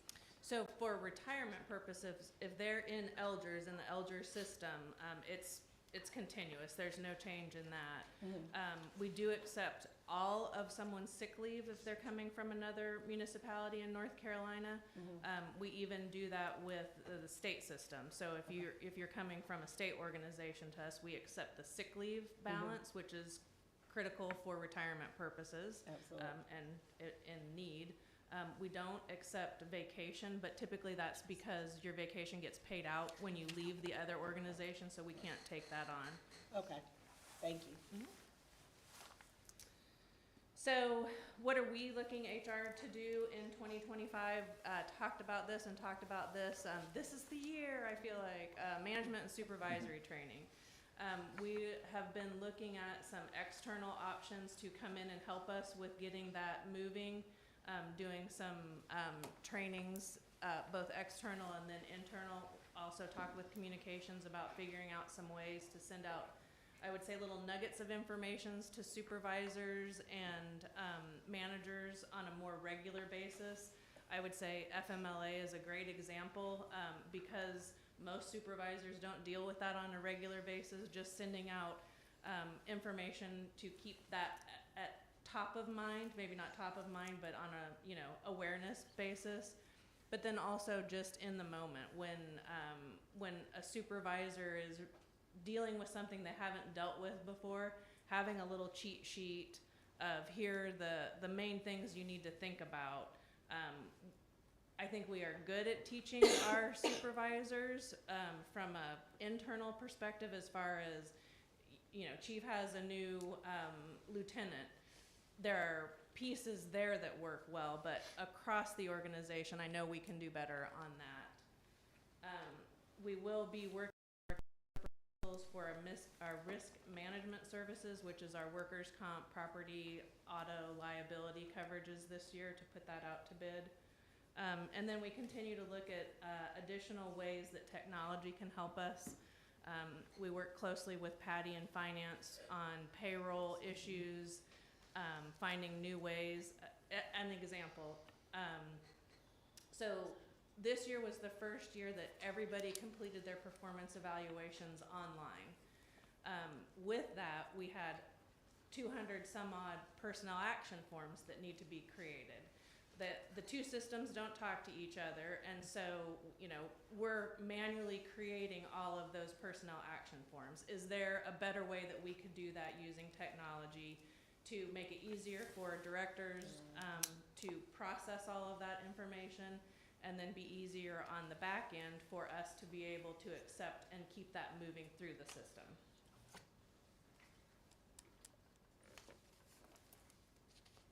Oh, this was a placeholder. So coming back here by department, you've heard a little bit about what we're looking at for new positions next year. I'll come to this one. So let me just make sure I've got this right. We're looking at potentially a total of 22 positions that are new for next fiscal year. In that one new position over what we have this year, which was a position in finance, for admin, potentially 2 more positions in engineering, the 3 assistant chiefs in fire, potentially 3 positions in Parks and Rec, 1 in planning, which Brian just talked about, 9 in police, and then we had an addition in public works this year. So it would be 22 new positions. I would say that's going to be a similar bump for us between 23 and 20. There's a request that you, Could you just run through that list one more time? And just remember, we are not 100% recommending those yet. These are just sort of what you've seen up here and what folks are kind of giving you an idea. We still got to sit down and go through and make sure we fund those positions for one. So there's a lot more work, but we just want to give you a heads up of what's out there and what we're thinking about. when I see this slide and she says there's 22 that are likely to be asked for, again, directors have not submitted their budgets, but you heard presentations that included the creation of new positions, and there are, so the Bryans and the Michaels did not create a slide if they need to add positions that are job titles that we already created, but say Ethan and the police and the fire created slides for new positions they're likely to ask for. So to me, 22, if the request is for 22 new positions, quick, easy, done math for me, 22 is almost a 10% increase over the number of 263 budgeted full-time positions we have right now. I would encourage you to think about, in addition to what we add as new positions, you approved a pay study ballpark a year ago. What we have historically included in the budget is whatever CPI was for the previous calendar year. We would put that in the budget and adjust our pay ranges by at least a portion of that. If memory serves, it's been exactly that amount. And then you think about merit. So that causes me to begin to hand-wring about how much the personnel request overall might increase in the year. It becomes a budget balance challenge. So we may run through those one more Okay. time. So the increase over this slide for admin would be 1 new position. Engineering would potentially be 2 positions. Fire, 3. Parks and Rec, 3. Planning, 1. And police, 9. Some of those sworn and some non-sworn. Right.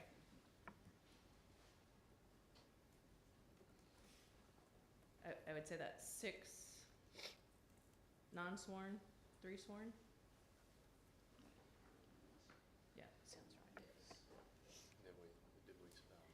And Kevin didn't get the memo.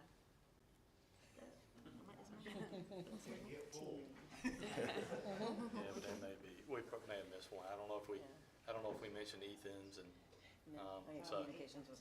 yeah, so there's somewhere around 20-ish, in various departments. So we've, as Jackie said, I remember Mayor's first quote of the day was, no increase in tax rate, so.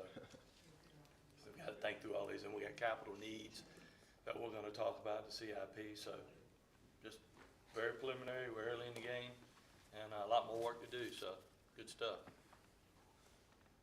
I say we go ahead and, maybe if we get, if it's okay with folks, maybe we knock out electric, before we take a break, instead of waiting 11:15. If that's okay, Mayor? We decided. We thought maybe a break enough and checkouts at 11. Oh, the checkout is at 11? Okay, yeah. Yeah, I was gonna say. Sounds like a good game plan. We got it. So Okay. break now and then. I figured if you had enough power, they would check out whenever we wanted to. Said, my suitcase is here, I'm good, I don't care. That sounds good.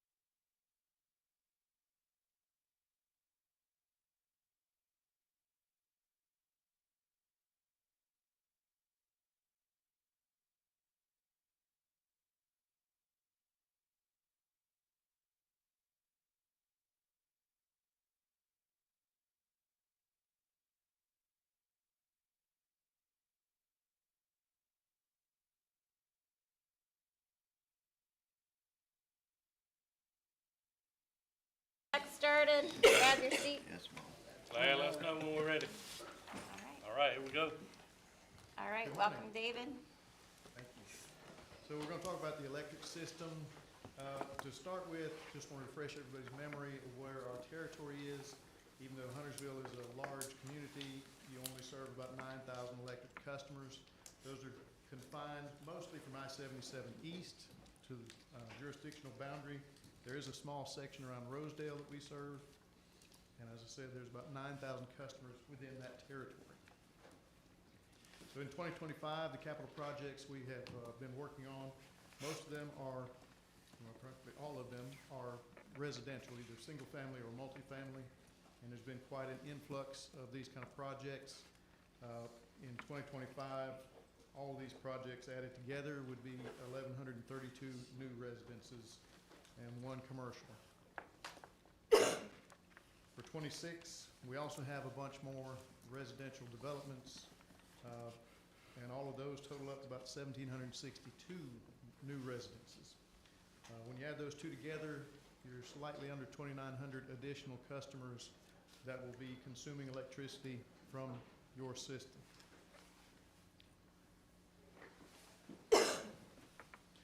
So the I'm town sorry, is, I already have to interrupt.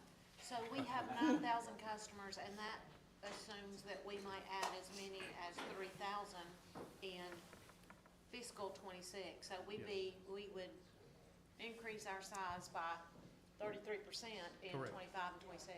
yes, And that's meter count. correct.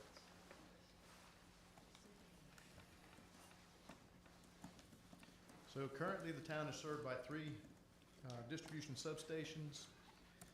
Delivery 1 serves mainly the Northern Territory. That's the oldest substation, one of the original substations when the town began. And I've outlined or shaded the area that it serves. The red dot indicates the location of the substation. Delivery 2 serves the Southern Territory. Again, the red dot in the lower number 2 is where the station is. But it serves that entire territory around substation number 3.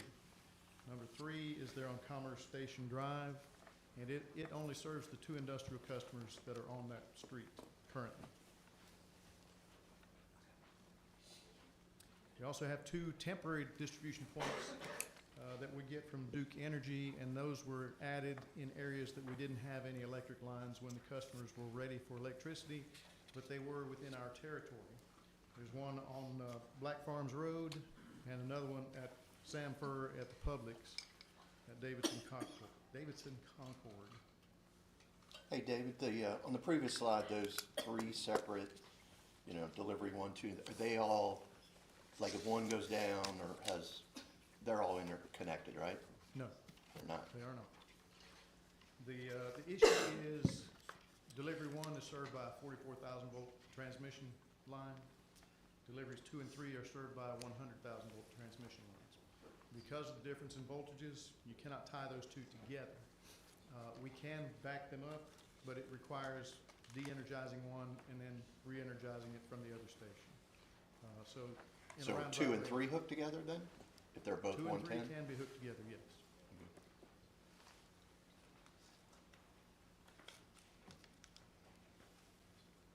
So on the temporary distribution points, the intent was for these to be temporary lines.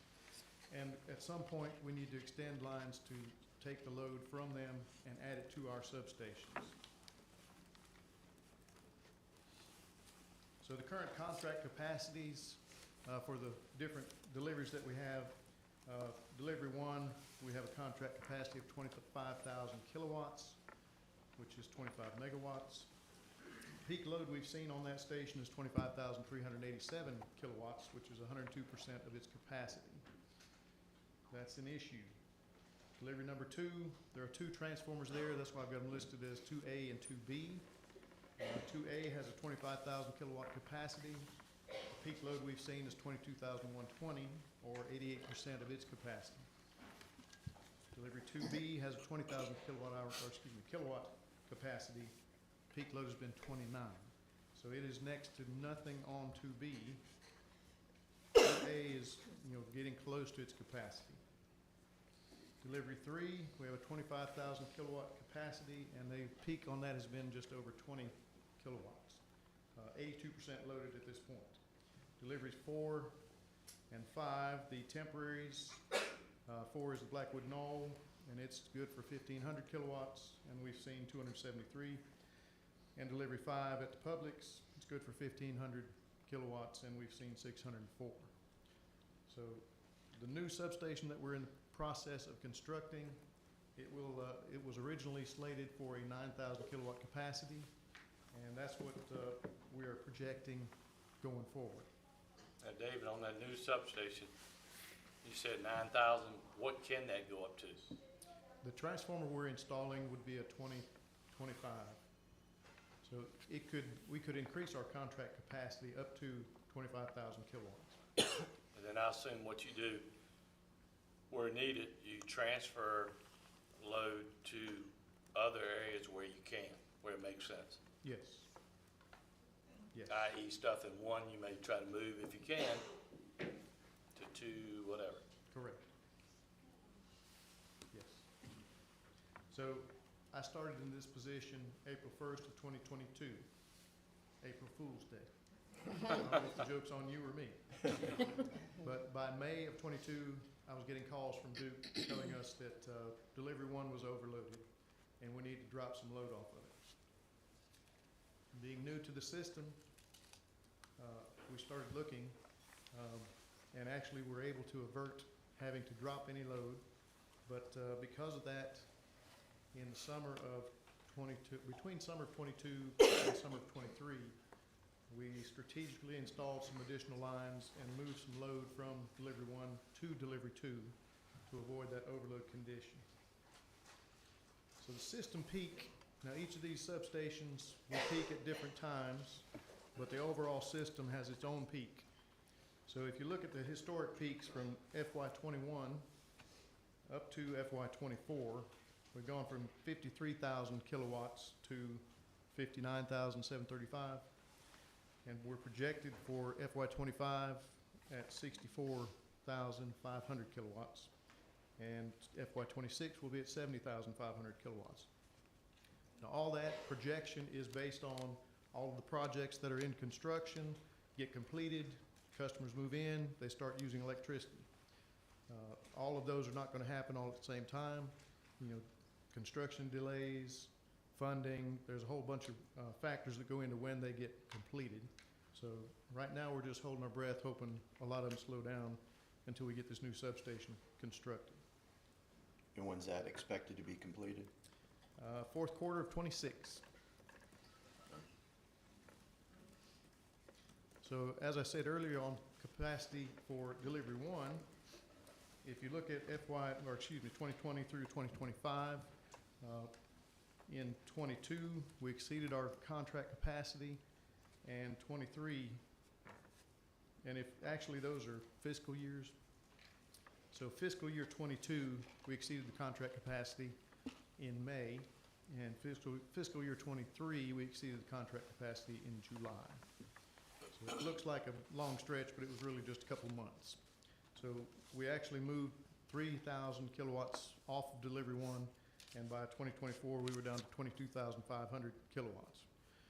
So we bought us a little bit of time. In 2025, year to date, the peak we've seen has been 22,219 kilowatts.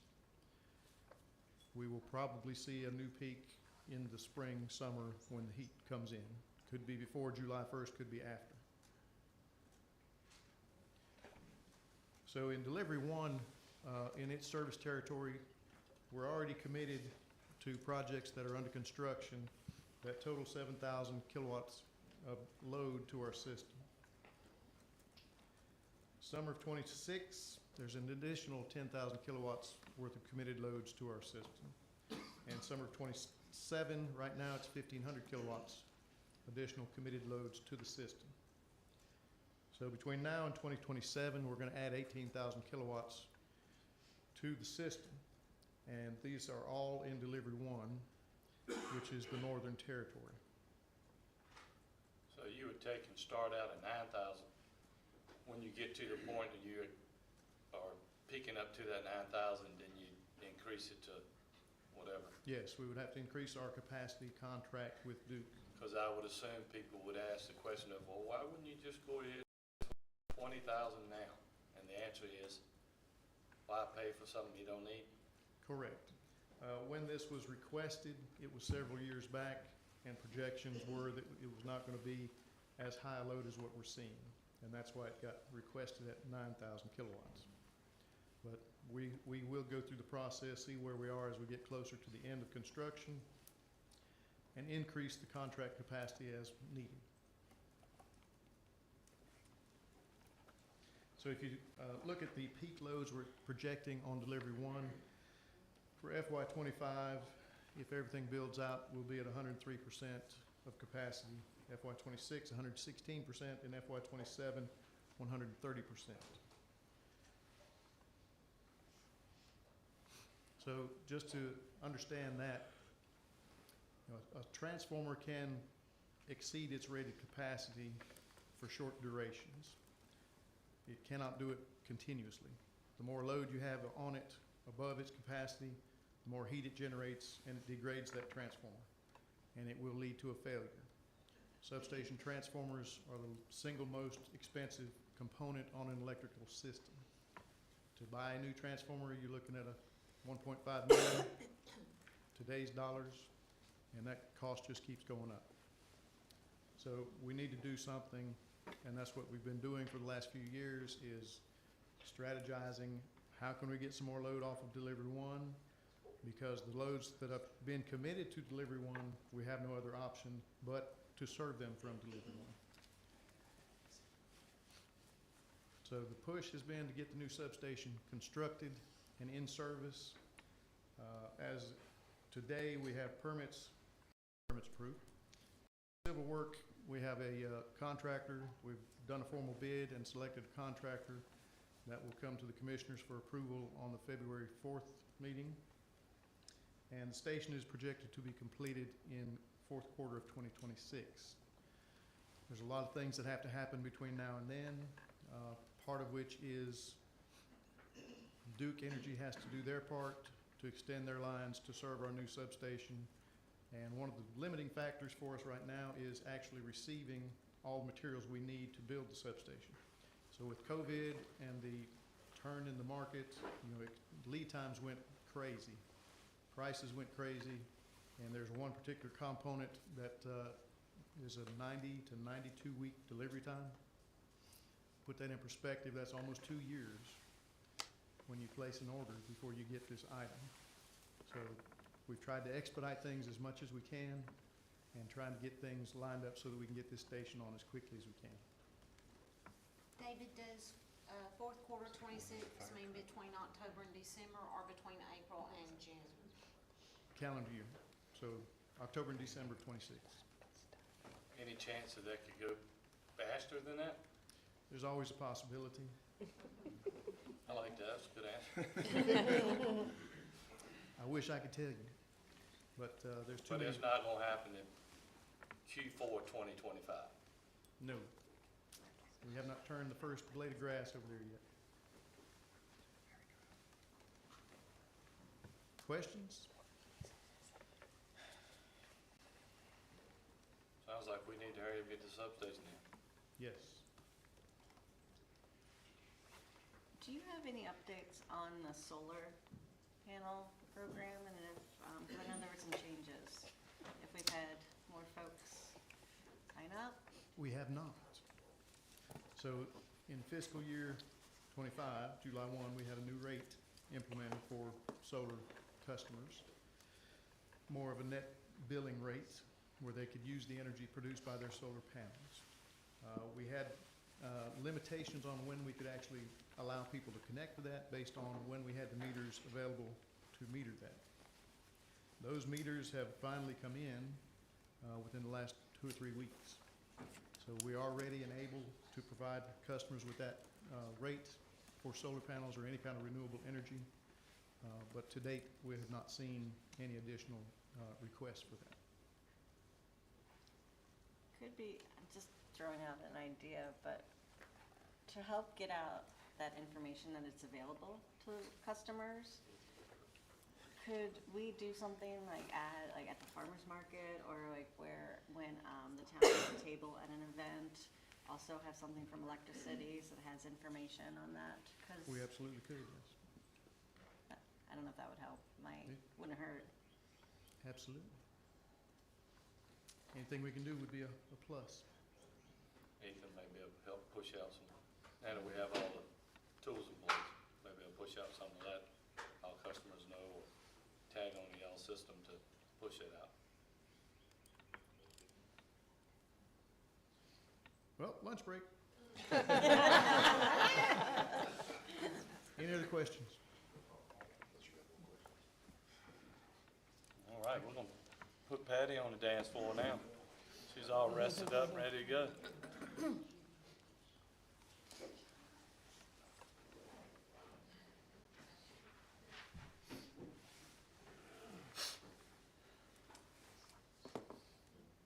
Okay, the first thing I'm gonna go through is our fund balance. And as you can see from here, this is audited statements from the last 4 years. This year, at the end of '24, we do have a rather robust, healthy fund balance of 80.7 million. I will have you look to the 2 lines in yellow, the capital projects line, that's 13.765, and the unassigned that's calculated, that's 26.2 million. Those are really the only 2 lines that y'all can really touch. The other lines in here, the state stabilization, the POW bill, the escrows, the tourism, those are for specific funds, or those are designated for specific items. We can't just use that money for power bill, salaries, that kind of thing. So those are very specific lines in the fund balance calculation. So when people say we have an $80 million fund balance, that is true, except we really can't touch all the lines. So we don't really have an $80 million checkbook. One thing also that you have to remember is the number that you really use is the capital projects of 13.765. However, every time at the end of the year when we roll over purchase orders or we roll over budgets for capital projects, that is using that money. This year we rolled over between encumbrances and capital projects, mainly for streets or for Michael's project. That was about $25 million.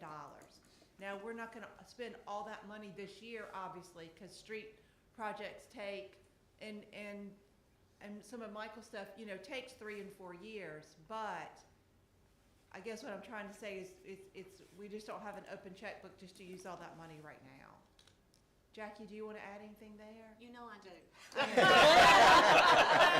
That's why I asked. I want you to read the monthly financial statements the way I read the monthly financial statements. So the most recent version Patty sent you on the second page says our general fund balance that we've appropriated. So you've already told us with a budget ordinance how you're telling us to spend that money.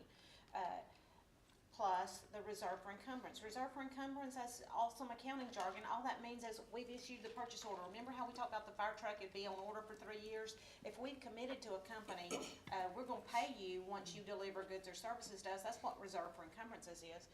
So on your monthly financial statements, your general fund balance appropriated and reserve for encumbrances together are 37 million and 11 million, so that's 48 million. So if you add the 2 that she has highlighted and they're ballpark 40 million, you've already spent more than that. Now, oh my gosh, Jackie, you let us overspend. Why did you do that? As she said, these projects are gonna come in slower, so that's okay. But to the extent someone asks you to defend why our fund balance is $80 million, that's an example why. Of the 80, you have the opportunity to spend, to dictate how we spend about 40 of it. Now, having said that, you have set aside, for instance, under the committed row, committed for debt service. We issued a fair amount of debt in calendar '24, the new town hall, and then the bonds. We've talked about priorities, personnel. Brian mentioned several things in operating that will, if we fund the studies he's asked for, your personnel costs are gonna go up, your operating costs are gonna go up. Another example of the operating costs is the additional garbage fee that we'll be paying. Capital, we'll talk about a little bit later. you're likely to adopt a budget that's gonna say we need to do additional spending. But so when somebody says to you, oh my gosh, your fund balance of $80 million because you raised the tax rate, this is just awful. You've committed to projects, so you have committed more than that amount of money. Won't happen all in 1 year, it's gonna be smooth and fine, but you did that for the purpose of funding these capital projects. Thank you. You're welcome. Okay, the next slide we have here is our debt slide. So what this shows you is, this is all the debt we have outstanding, from the police buildings to limited obligation bonds. Now, also there's a column for in 2026, and that meaning that our payment in 2026 is gonna be about $9.4 million. However, because we sold the 2024 bonds that we just did, the 29 million, we sold those in October, that amount's not on here. So in 2026, we're gonna pay 9.4 in debt service plus another 2.7 because those were sold after June 30th. Also on this slide, that's to note, we've got a couple that are gonna be going away. Debt, the bond series 2008 refunded in 2016. Those mature on June 1st, 2028. So that one's coming up soon. We can see the new town hall bonds.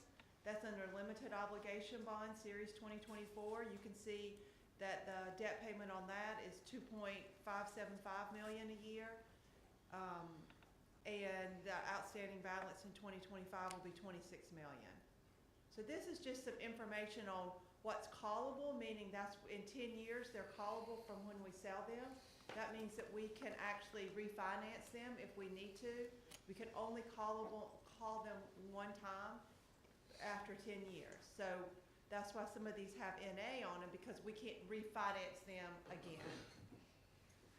So I know that's a lot of numbers up there. It's just a listing of all our debt. Any questions there? The 2025-2026 budget calendar is very, very similar to the one you saw last year. We are going to send out the budget packages to the directors on Monday. So you'll be looking at your salaries, your capital, all those categories, just like you've always done. Those are due back to us by March the 3rd. One thing that we're doing different this year is the external agencies. Those used to go out, so in case you get any questions, those used to go out in March, or actually in February, but since we're not voting on them at the June 3rd meeting, that information will not be on our website until April the 7th. And then we'll have them come speak to us at the end of May, and then we'll bring it back to the board and say, how much do you want to appropriate to Angels and Sparrows or Hope House? So that's how that's going to work this year. So there won't be such a large gap in between when we ask for what people need or would like to have, and when they come and speak. So with Anthony, we think this might be a better approach to that. But basically, everything else is the same. We're going to look at more in detail the 5-year forecast and the major capital projects at the pre-meeting on April 15th. You'll get the budget on the 6th. We'll have a public hearing on May 20th, and we'll vote on June 3rd. That's how that goes. A question on the external agencies, because we receive, they do a report at the end of each cycle of I feel like there's a report that they do of how they, not maybe how they spend the money, but do they submit something before applying for the new one that's different from that application? So in the actual nonprofit funding agreements, there are progress reports that are supposed to be provided. I can't remember the schedule for those and the normal template because some of them are different depending on when they submitted requests in the past. But there is a status report requirement in the nonprofit funding agreements. Could those be included in our packets this year? I will be honest with you, I do not police people on that. I can ask them. I've gotten one, and when I received that one, I did send it out to everybody. So that's something that I can follow up with, to ask them how they're doing, you know, how they spent the funds. So I'll write that down. And board, like we did last year, do y'all want to do like the brew on the budget or things like that we did last year? And so this is just more of a guidance tool, you know, so we're kind of aware of what's coming up, but there are times in here that we allow flexibility for whatever, you know, whether we need extra meetings, workshops to brew on the budgets, et cetera, so we'll have, be able to build that flexibility in here. All right, Bobby, how do I get to the, Bobby? how do I get to the Excel? Hit Alt and Tab. Oh, Hit it one more time, or 2 times. oh dear. There we go, thank you. Oh. Alt, Tab, Tab. Oh. Larry, Larry, we Come need on, some Larry. additional training for Patty.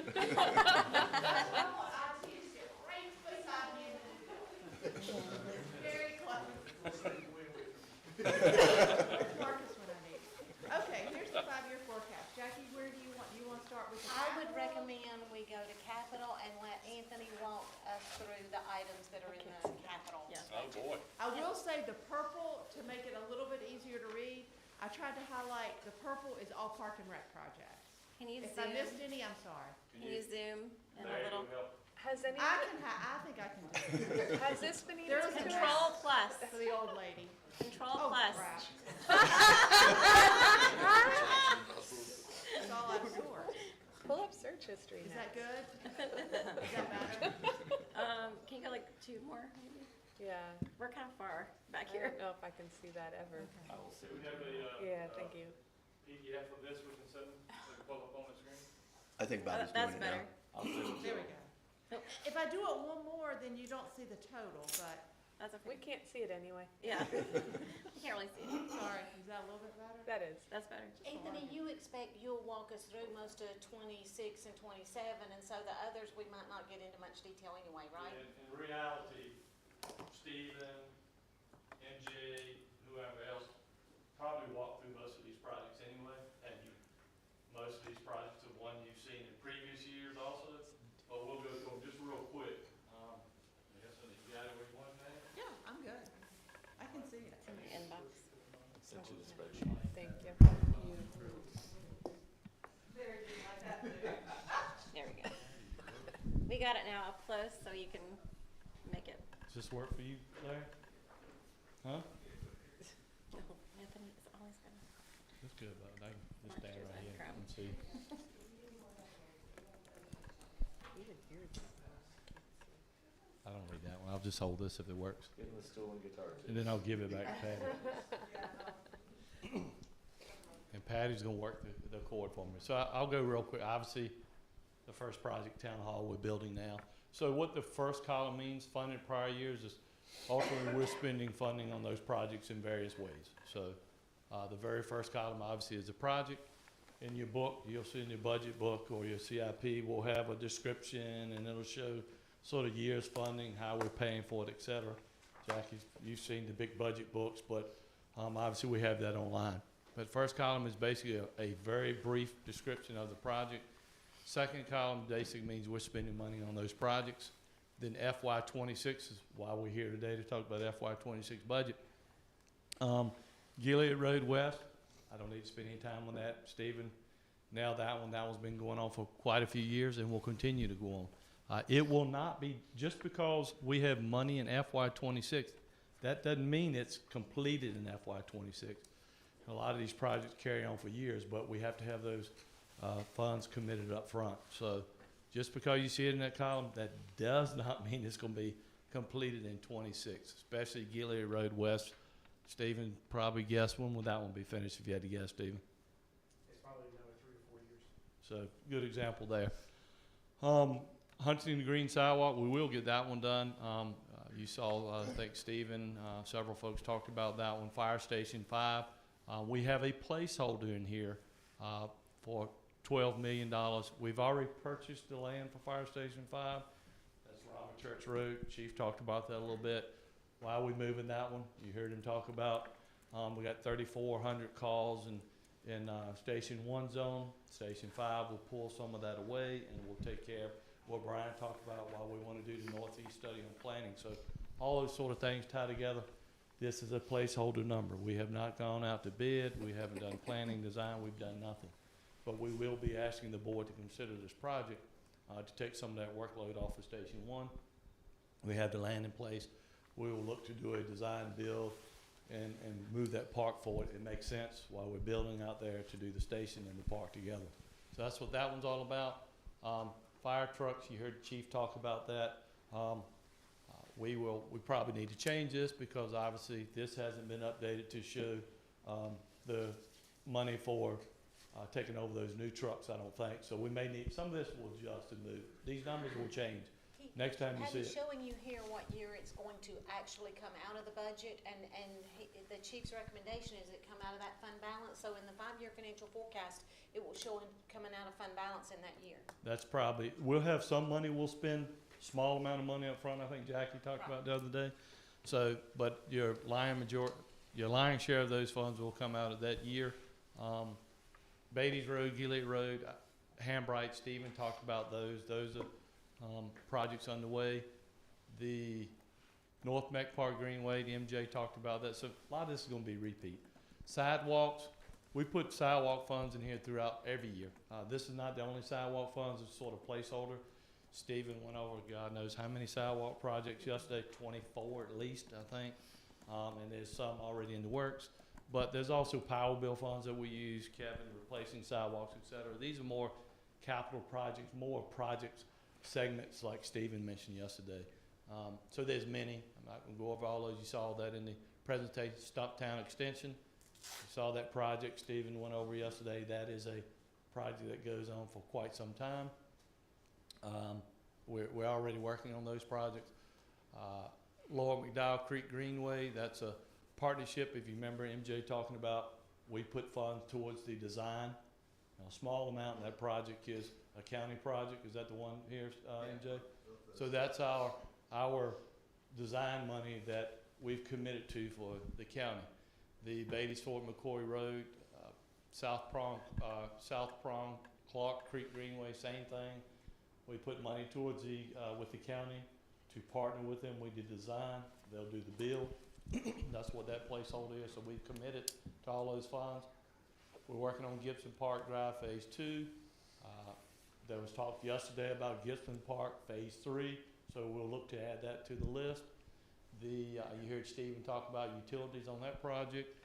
Farrelltown Parkway, Stephen talked about that. That project's underway. We're moving that project forward. There's 2 segments. The interior of the neighborhood segment, and then the exterior out on Rama Church is sort of Phase 2 of that project. So I actually paid attention yesterday while Stephen was talking.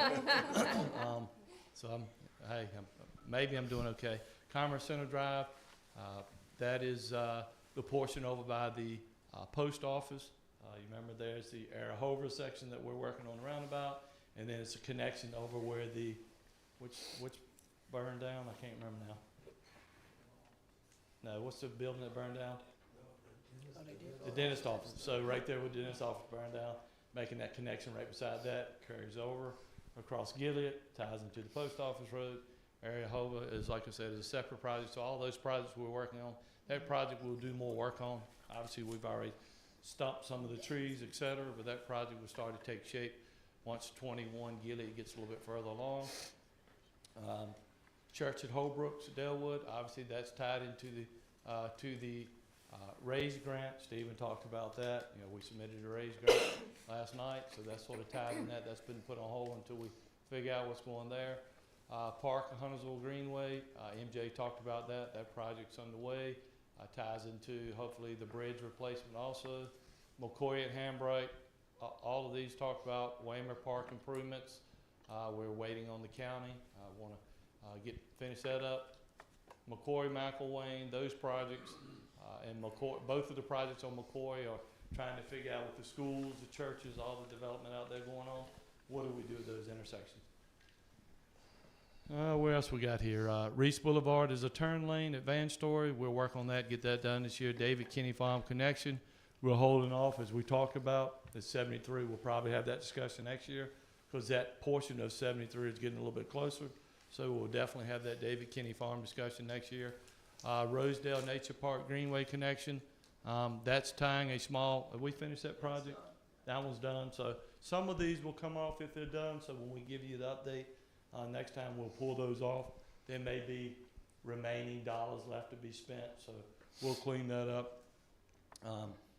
Now getting over, I'm gonna just say in 27, I probably won't do a whole lot in 28, but 27, Maxwell Avenue upgrade, that's over behind Town Hall. That project is, if you've gone down that street lately, it's a war zone with Town Hall and then the townhomes up the street. So that whole street needs to be some curb and gutter and drainage, different things need to be done on that street. But we will probably wait till Town Hall sort of gets done and those townhouses at the end of the street gets done also. And then Fire Station 2, I'm not gonna spend a lot of time on that. Obviously, we got a replacement. We're looking at land. I'll talk to the county and see if that's an option for that land there. The chief explained yesterday sort of timing on how we're trying to, obviously it'd be a little tough to take on 3 stations at one time. We talked a little bit about Station 1 also replacement, which would be maybe tying into Huntersville Elementary School. We're working with them. So you can see on here on the fire stations, they're sort of spaced out so we can stomach that. Now, I'm sure Jackie's gonna jump in anytime now and say, hey, we hadn't accounted for those yet. You know, we gotta start thinking through how do we do that. Talked a little bit about a potential police station. You're gonna see that we have nothing on there that says police space needs.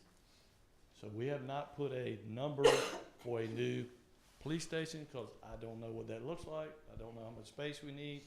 So we just put a line on there and at some point in time we will put a number in there. And that will not be a 5 million, 10 million, 15 million, 20 million.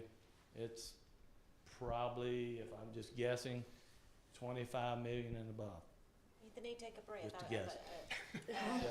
So obviously the column in funded in prior years is funded. We've identified a funding source for everything in the columns that say 26, 27, 28, 29, and 30. So we've said we'll either use fund balance or we'll use some type of debt instrument or we'll use the bond authority we already have. We've identified a funding source for anything in those 5 columns. Anything in the future column, that's code for, it's on our project list. We'd sure love to do it, but we've not identified a funding source, and so we don't, in this draft, in this version of the financial forecast, we haven't funded that project. So if you see a project that's in the future column, you're like, oh my gosh, why did they not fund that? In this forum or send an email, oh my gosh, we need to move that up. That's what this is about. Police space needs, is the space needs assessment gonna come back and say, keep your existing building and add some substations at some places? Is it gonna say, do some storage here, or is it gonna say, sell your existing building after you've purchased a new facility somewhere? We don't know, but we don't want you to think that we've left out the fact that space needs at the police department is gonna cost you some money. We just have not identified how much or when. Yes, space needs to be more than a small number, probably $50,000 range, not a $50 million range. So we had to put that up there. Chief is find that out, and we would do that in operational dollars. Where we at, Patty? You got me back on track? So we put a number in there around about Gilead Road. I think Brian talked about that. We don't even know if a roundabout will work in that location. Obviously, people can draw pretty pictures and say it works, but that doesn't mean it's going to work. Obviously, we need to work with engineering to determine whether that's a good solution. It may be we have to do something based on, if you recall, Town Hall, North State, things like that. We got to think about there has to be some improvements. What those improvements are, maybe a turn lane that some folks may not like, maybe a roundabout some folks may not like. We're trying to determine what that is. So don't get hung up on that number. It's just more of a placeholder that we've got to figure something out at some point in time in the near future. And then I'll probably stop after 28. But 28, Walter, you heard Stephen talk about Walter Henderson. Walters, Huntersville Concord, 3rd Street, and then the McCord at 73. That's the section up from McCord that goes up 73, widening. There's some CRTPO dollars tied to that. And the timing on that is unclear on when that project will move forward. And then just Michael's Park, see, Patty skipped over those, see, doggone it, those are important, Patty. MJ talked about various parks, so Rama Church Park, that's Station 5. We're getting numbers on those, so we haven't gone out to bid. We haven't got the exact numbers on those, but MJ's was a placeholder right now at $5 million. Station 4, the same thing. You heard Patty talk a little bit about, you know, we may look at shifting bond dollars here versus we may do maybe lobs or something for Station 5 and Rama Church Park. So those things we still got to do work on. This is not exact. These numbers are not exact yet. When they get exact is when we actually bid it. So that's when we get good numbers. And then what else we got, Patty? Anything else on that good?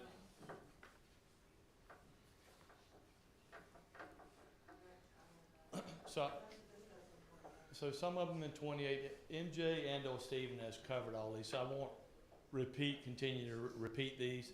You saw these last year. Both of these guys, various people have gone over these projects. These projects are gonna move and shift. They just are. We gotta figure out how to pay for them. We gotta figure out maybe whether it's installment financing, whether it's fund balance, whether it's bonds, whether it's lobs. So those things, Patty, Jackie, myself will be working with to figure out how do we come back with a more crisp version of this as we move closer to the budget. As Jackie talked about, we've got to think about, obviously, all the operational costs, personnel costs. You've heard maybe upwards of 20 people. There's obviously operational, there's small capital comes, police cars, et cetera, fire trucks, small utility vehicles, equipment throughout the various departments. So as we get closer and we have more meetings, we're gonna fine tune this and make it better when we bring it back to you the next time. Anything to add to that, Jackie?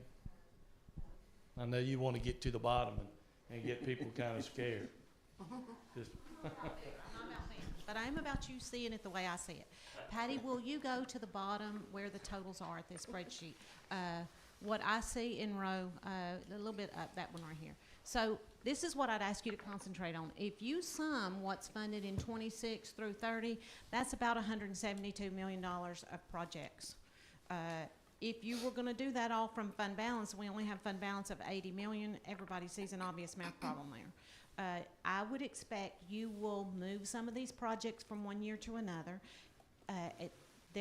We will identify some debt funding sources, but we fund all of these projects in the 5-year financial forecast. But when I look at this, what I concentrate on is how much am I gonna need to fund? So that's exactly what I do.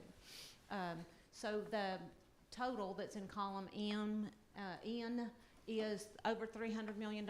Some of that, about $100 million, I think it's $97 million, you funded in prior years, and then $172 in the next 5 years. So that's a list of over $300 million worth of projects.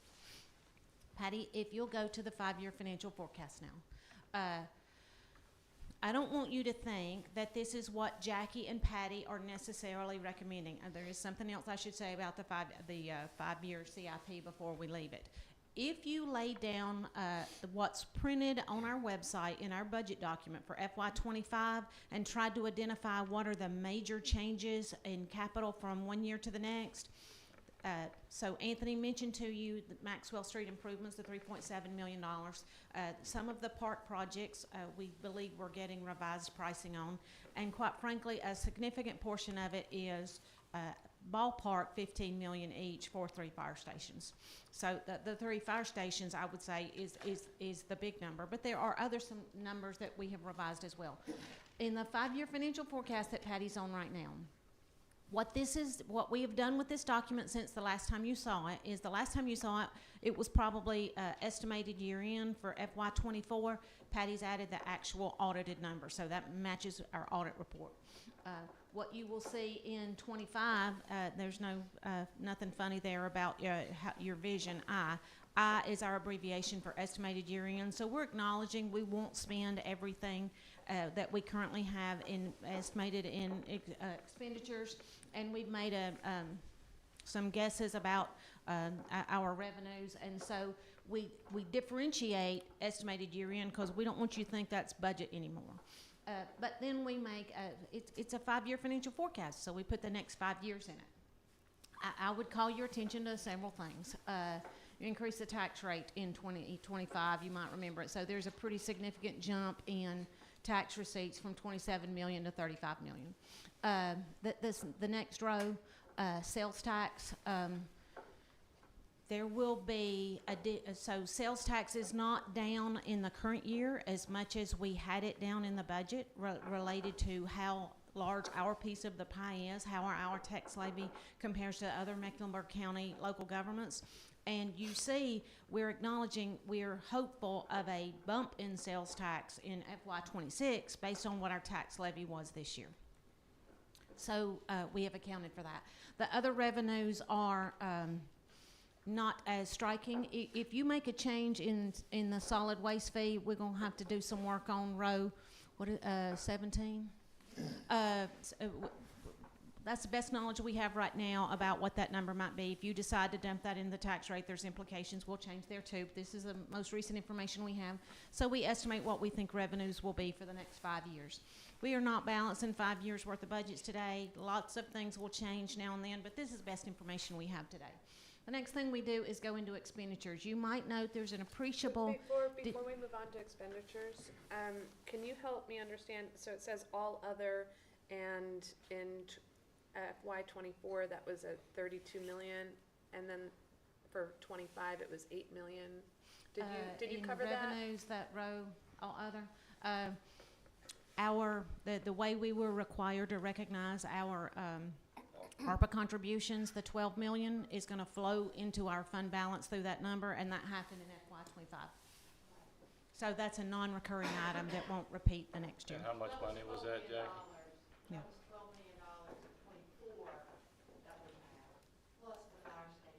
And that 12 million came from the Yes, state. thank you. So the 5 million fire station, in the fire department's distribution back to us of previously budgeted money, is 5 million of that, another 12 is ARPA money. Okay, all right, thank you. Okay, I should take a breath. Any other questions about revenues? Yeah, have you done like any projections on if, this year's ballot has the sales tax, referendum on it? And if it gets approved, like how that could impact? I have made no speculation about that is. No, and that would run, a year behind anyway. So if it passes, then we would do those projections in that, because if you recall, there were a lot of transportation dollars that would come back our way. So we have done nothing on that, and plus it would lag behind. Would it be a year? Like, if it passes in November, would it be not that? So if it goes, 2 years, or? so if it passed the legislation, and then they put it on the ballot potentially in November, if they can make all that happen. So Jackie, that would hit, so that's November of '25. Yes. That would hit.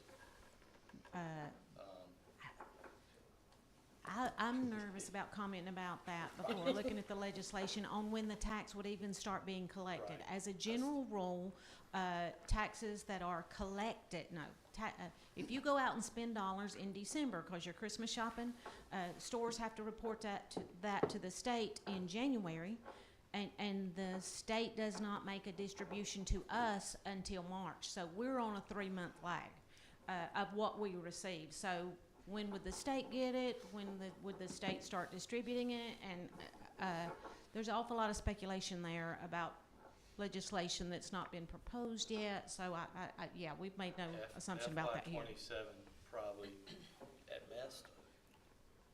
And remember, it will be restricted how we spend that money. So honestly, I'll probably do a separate spreadsheet for that one.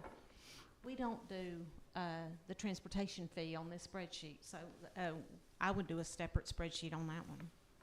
That would make a huge difference is that if that gets passed from just a transportation dollar standpoint, without getting too far in the weeds of that complication, but there is a lot of transportation dollars that is tied to that coming back to Huntersville and the other towns that could make a major difference on this spreadsheet. But it's a lot of ifs, buts, candies, and all the other.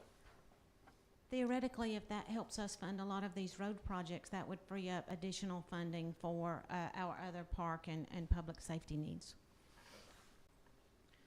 Okay. Jackie and Patty, can you talk about how we spend down the tourism tax fund balance? It's growing. Can you talk about that? Our tourism taxes are made up of occupancy tax dollars, prepared food and beverage tax dollars, and some car rental tax dollars. When I talk about tourism-generated taxes, some people will say, Jackie, talk about the hotel motel tax. I try to redirect that toward tourism taxes because the prepared food and beverage tax generates more dollars than the occupancy tax does.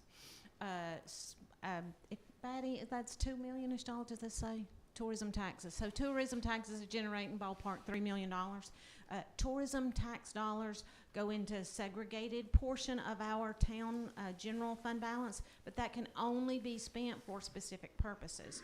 The first couple of paragraphs would indicate it could be spent on something like a museum or some of the Arts things that. Center or whatever.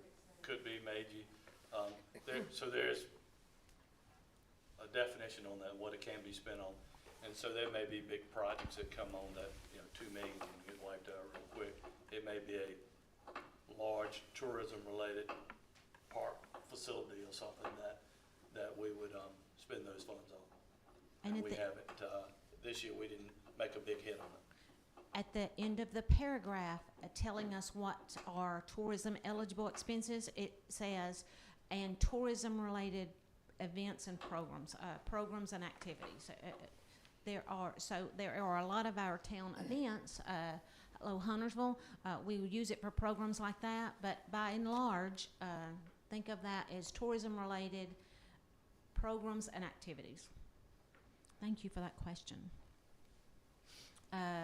Nothing else about revenue. So personnel, I would draw your attention to what I would call an appreciable bump, 24 to 25 in personnel. That accounts for our approach to fire. Historically, our contribution to the fire department would have been in operating, and now that there are employees, in addition to the other things we've done in adding employees, 18 firefighter employees had an impact on that. So we haven't drilled down and said, oh, we're ready to fund all 20-some positions in these spreadsheets. So we haven't even received these so-called requests yet from the department heads, but we make some assumptions in here on percentages and things like that. Operating is usual suspects like what we pay for garbage, the contributions to the external agencies, the power bill, operating type expenses. We just talked a little bit about tourism related. There is a portion of the transit tax that we receive, I'm going to refer to it as a pass-through. So we receive it, and within about 5-6 business days, we submit that to the city of Charlotte. So the most preferred accounting treatment is that rolls through our books as a revenue and expense. Quite frankly, it's in Stephen's budget. We receive revenue, and whatever amount of revenue we receive in within 6 days, it passes straight through our books to something else. That's what the transit tax line is. CIP major capital is us funding a significant project. If we did, if we funded a park project, if we funded a splash pad, that's what that's going to be. Plus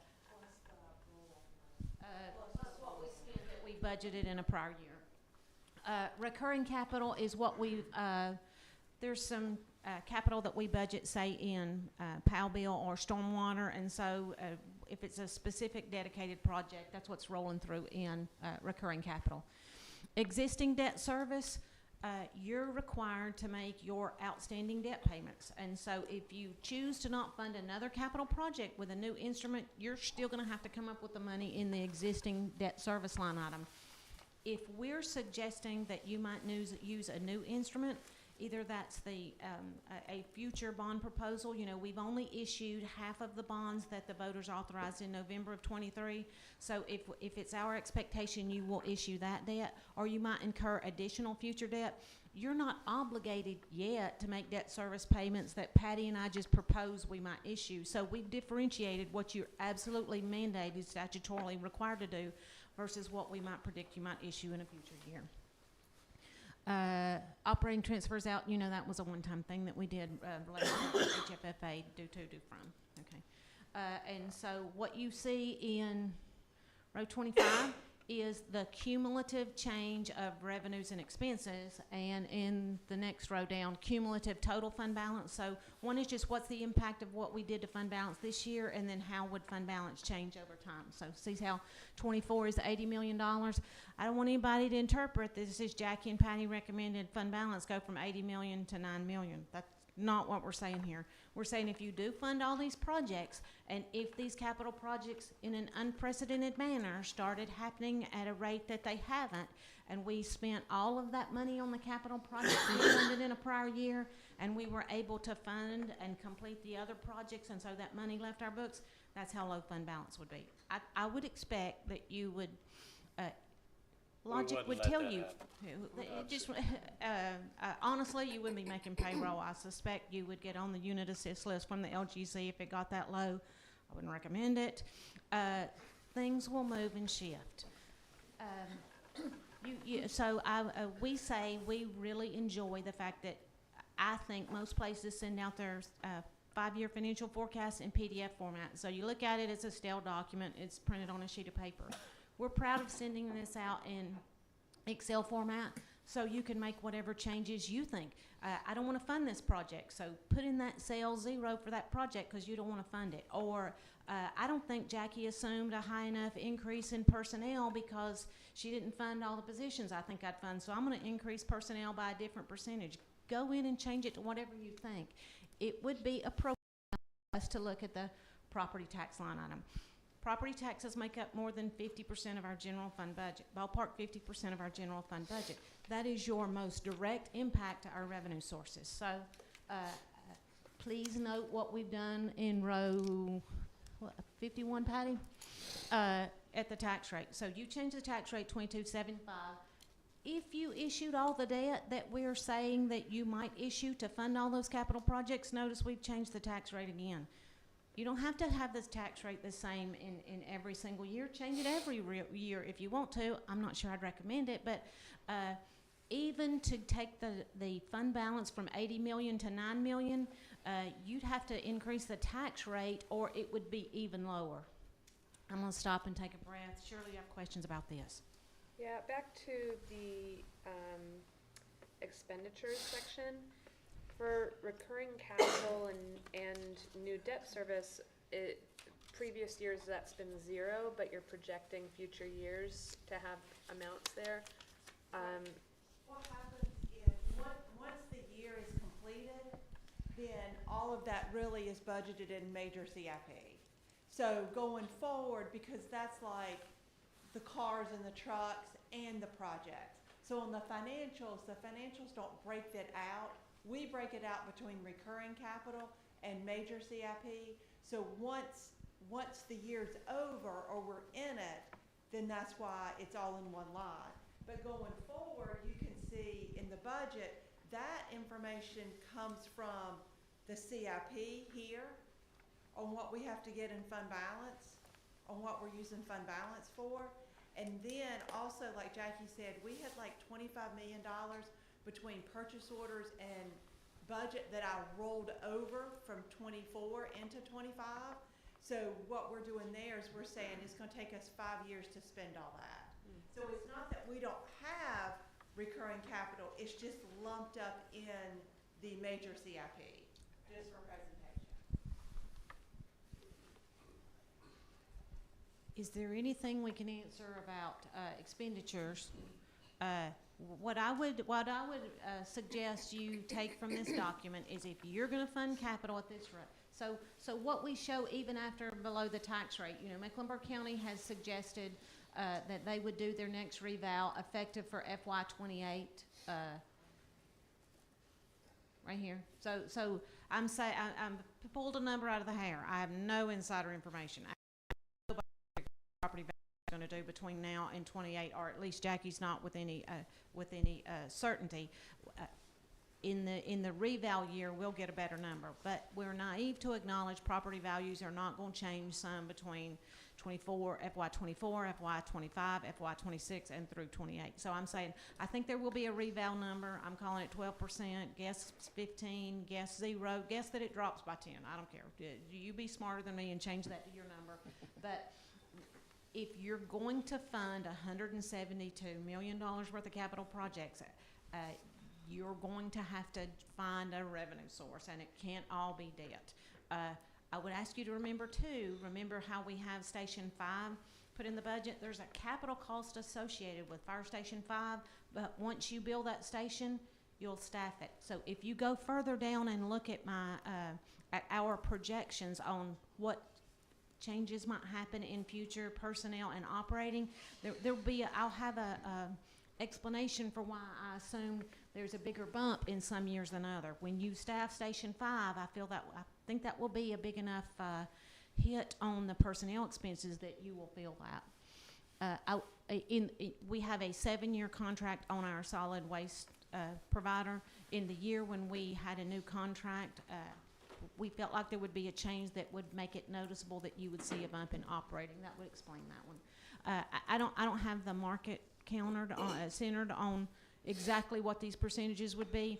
We want this document to go out in Excel format so you can say, you know what, I'm gonna be tighter on personnel expenses. They're not gonna get that many new people. We're not gonna change merit and CIP by that much. So I will keep personnel by lower to a 5 or 8% change that Jackie's predicting. Change it, really. If you notice what the impact is of what the changes throughout this document will do. This is a tool. It's not a static document. We will change some of the project prices. Stephen in particular commented that Townley Road, he would get a revised estimate. Did we say we funded that in 28 or was it 30? Once we get a better estimate, we'll change that number whether it's a funded project or not. 28 or 29. When we get a better number, we'll update it. My That opinion, project may move up just like other projects. If we get a grant on something, major grant, that project could move way up. This is just a tool, as Jackie said. Use this tool. This helps us sort of keep track of everything. We're not gonna set the tax rate for FY '29. It's a waste of time. What we're gonna do is, we're committing the tax rate is gonna stay the same. So in the model that you see and what you see moving forward for FY '26, the tax rate is staying the same unless you tell me otherwise. We're gonna bill from there to determine personnel needs, what is, more important than others, and bring you back a crisper, cleaner document for you to make a decision on. And we're gonna need you to help us make some decisions. So I think that's, we could spend all day on this, but the numbers are gonna change. Math is a beautiful thing. It's logical. You will not fund $172 million in capital without a funding source. That's what you should take from this. In addition to capital, there will be personnel and operating items that will impact what we do with future funding. That's all I have. Any questions? Y'all know I can stay here, talk all day about this, all weekend probably.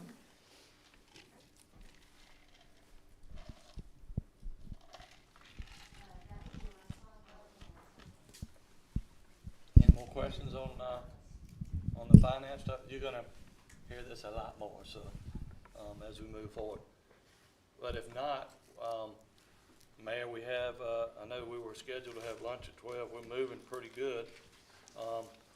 We could try to tackle these, wrap-up items in 30 minutes, as many as possible, and do lunch, unless you wanna take a little break or something. You just tell me what you wanna do. What do you mean? We need a little break? Yeah, Like a take a 10-minute little break, we'll come Yep. back. Yep. We'll see what we knock out. Yep. Perfect.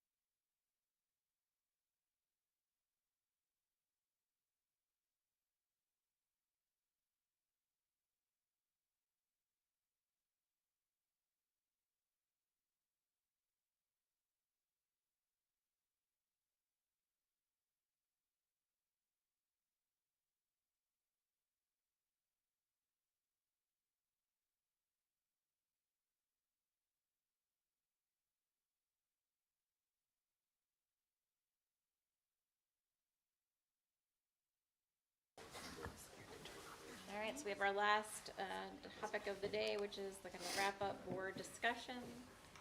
Anthony Roberts is going to lead us off with economic development. All right, we got a couple items. I'll just start off real quick before we get into this. Obviously, if we get done with this soon enough, we may go a little bit past 12 just to knock these out, but lunch will be ready. Stay for lunch if you like. Leave if you like. I'm gonna probably stay for lunch because I gotta eat. But the rest of you do whatever you choose, but it will be ready. If it helps make up your mind, Catherine says,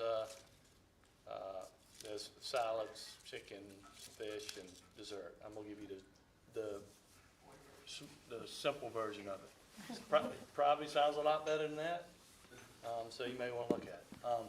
So we'll keep going so we can get out of here and give you a little time back. So on economic development, I don't know that we necessarily have any slides related to this, so just more of an update. You've probably heard, I know Commissioner Dumas is our EDC rep. From an economic development standpoint, we used to be Lake Norman Regional EDC or Lake Norman EDC, which had the three towns, Huntersville, Davidson, Cornelius, and then private sector involved. I'm gonna say 6 months or so ago, we were looking at doing a revamp on that program. We have revamped.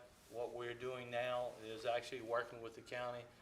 I would say Bobby has been a sort of point person on that, and then, I mean, as you hear Brian talk about earlier on, we've got so many projects coming in.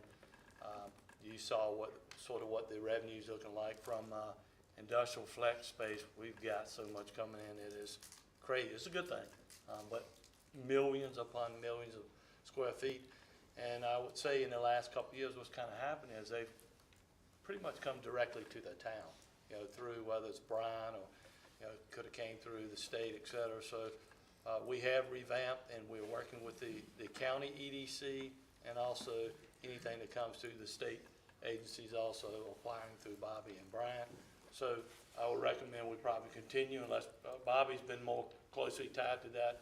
So he could probably comment a little bit on that. But we would recommend continue to work with the county. Right now, that's not costing us any additional funds, and we're getting the leads that we need. The only thing remaining is the Pivot program, which was a great program where, they worked with high school kids to get high school kids. It may be their path is not college. Maybe their path is, going to work at whether it's New Blue Electric Plumbing, whether it's Kevin Mall's operation of, working with some NASCAR teams and different things like that. So various businesses throughout town that they would get interns from high schools, 20, 25 kids, to work through maybe some program that interests them. So the Pivot program is a great program. They are trying to maybe look at, there's a couple of the ladies that work there, maybe even previous Mayor Bales is looking at trying to revive that program and move that program forward through possible arm of the chamber. And there are some dollars that are left over in EDC that we would be willing to maybe push towards that program if that gets new energy in life. The towns seem to be committed to that. I'm gonna use a high number, it's probably 80,000 is a high, it's probably more like $60,000. Jackie probably has it down to a pinpoint number without getting too far into details there, that we're willing to help that program continue to move forward, but it would be under a different arm moving forward. We would work with them to help them transition as best we can. We just got the 24 audit back for EDC. Things look pretty good. We will need to do a 25 audit to sort of close those books out if we move down that path. And so after you pay those audit fees, that amount of contribution we might be eligible to make is in the neighborhood of 50, not 80.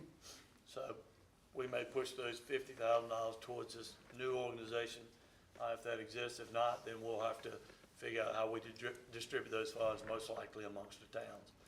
But just want to give you an update on that as we continue to move forward. But we will definitely try to work with the Pivot program to move forward.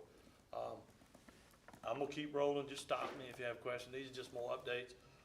From the Town Center RFP side, Bobby's got a couple of slides. We have received 2 proposals, and These are not exact wording, that's written in the proposals, that's more maybe details, but just to kind of get to it, the proposals that were received, we're trying to get interest in that property, I'm gonna say the grass strip in front of Town Center. We're trying to get some interest there, and that proposal was really based on, it needed to be commercial. Couldn't have a residential component. Emily and Bobby, stop me if I go astray. The one on the right is, we'll just say North State Developments. It's similar to look and feel of the North State project that fronts on Gilead Road that has commercial on the bottom and maybe 3 floors of residential on the top. The left side is Biopark Development, which is basically Jake Palillo, who's proposing all commercial. We haven't vetted these numbers of whether it's a $20 to $30 million project. We haven't gone anywhere with that. We just basically started to look at those proposals. The only one that sort of qualifies maybe on the surface right now, based on what we asked for, would be the one on the left. We could go back out and ask for seek proposals for a residential component like on the right. I'm sure there would be a lot more than just North State.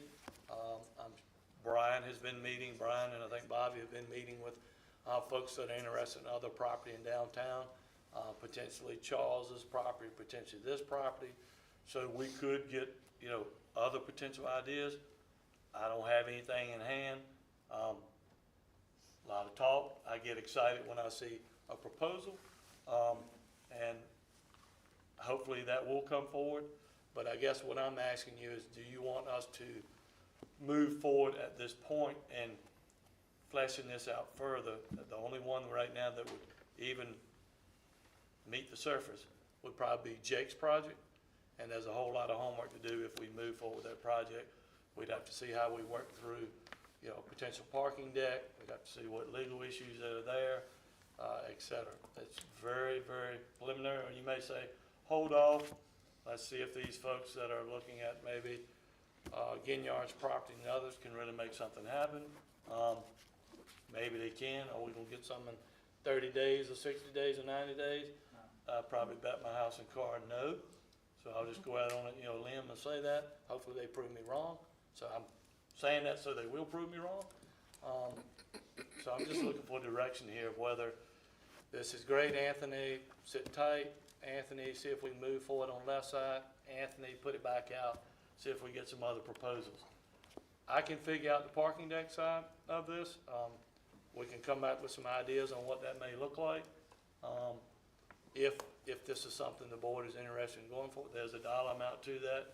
Parking deck's probably we'll just go with the $8 million number based on what I've heard from corporations that I've talked to that are similar to the parking that's sold behind Town Center. These are numbers that would come from like an edifice or someone like that. It's about 25,000 a space, right? Say that again? 25,000 a space. Thanks, so I didn't add that up, but 7.5 is probably what that equals if it's 300, something like that, somewhere around 7.5, 8 million. It may be cheaper, but I would rather go with the $8 million number based on what I've heard, to build it. It'd be probably a design build to move forward. What we would look at, Jackie and I just did some very quick numbers, and we just looked at downtown projects that just started to come out of the ground that really are not generating any heavy taxes yet. So like the North State project, Brian Hines project, Walk 23, the townhouse project up the street on 115 to Vermillion front to the Anchor Mill project, and just sort of took what is the build out value for those projects, and ultimately how would we pay for a parking deck if you were to use the majority of those dollars. And you probably saw Jackie and Patty talk earlier. I mean, our sort of rule when we're looking at something is 100,000 will buy you $1 million, $1 million will buy you 10 million. Sort of 10% rule is kind of what we look at. You saw Jackie probably talk with Patty earlier. The 2.5 million bought you the $30 million town hall, I think is what I saw earlier, if I remember those numbers correctly. Is that right, Patty? I think so. Come on now, Patty. You're supposed to have that like Jackie. I promise you that was the number, 2.5 something, but. I encourage you to think, as he said, of debt service is about 10%. If you issue 20-year debt and you pay 5% interest on it, it's gonna work out to 10%. Yeah, and we typically don't pay 5%, but, so that's a good number to use. So we've thought about if we were to continue to move forward with this, you know, some ideas and thoughts on where could you generate the revenue, et cetera. Very, very high level. We haven't got down in the weeds, but just really looking for guidance. Is this something you would want us to flesh out and move forward? I'll be quiet because I've rambled enough. And ask questions. Well, I'll jump out. I think the commercial development to the left is what I would be looking at. I like the idea of the, you know, the restaurants, et cetera. I think we'd have to figure out on the parking deck how that gets paid for, and is it absolutely necessary? Brian said something about we may have more spaces downtown than we know. Additionally, if somebody comes along for Ginyard's Properties and in 30 days wants to jump into the mix, we're not locked in at this point, and we got a lot of homework here to do. So it's not like we'd say today, oh, we're doing it, and sign a contract type of thing. So there is still a window if we have other folks that would want to respond. And Emily hadn't even got him, you know, we hadn't dug in the weeds yet. Right. So it could, we're gonna hit some bumps, I'm sure. There's no doubt Yeah. about that. So we may not even. No, but what our downtown needs is restaurants and that kind of stuff, not necessarily the other. My opinion.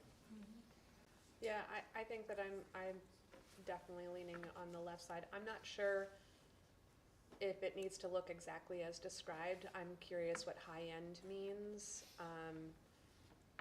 I love the idea of the food hall. I'm curious about the banquet hall. I'd want to know that there's a need for that.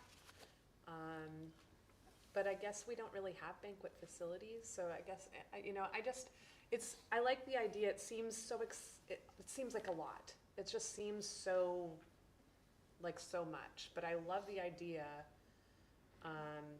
And I'd want to flesh out the parking situation and learn, you know, I think that would be important. Commissioner Dumas, what Jake's proposing, when you say high-end, it's more of a like steak restaurant and or Italian style restaurant. Okay. Right. Yeah, I agree. I think looking at it from a standpoint of economic development, you want to attract more businesses, small business owners to come in, especially with the hospitality, with our hospitality, careers. So with the restaurants and the dining hall, we definitely need more attractions downtown. I know we have Discovery Place Kids, which I think with that being there and then having the restaurants there too, I think it works, or it looked like it could have the potential to work for our downtown and the vision that we want to see our downtown. So I say that we explore the option of this bi-part development. Does it hurt to like and see if we get other ideas? Yeah, so North State's kind of an automatic no for me since it has residential, although I do like that they, you know, mentioned the green, you know, incorporating green design standard. I think that would be lovely. My hesitation with Bipart's proposal is, and I know like right now we definitely have a need for more food in downtown. I feel like we also have a need for more retail as well. And I'm not sure how I feel about 3 floors of just food service. When you think of somewhere like West Hall, that's like a food hall style, but there's, you know, a stationery store and I forget what else is there. But you know, it would be nice to see something, I think, that would have a bit more of a mixture in it. And yeah, I'm not sure how I feel about the 3rd floor banquet hall, just in general.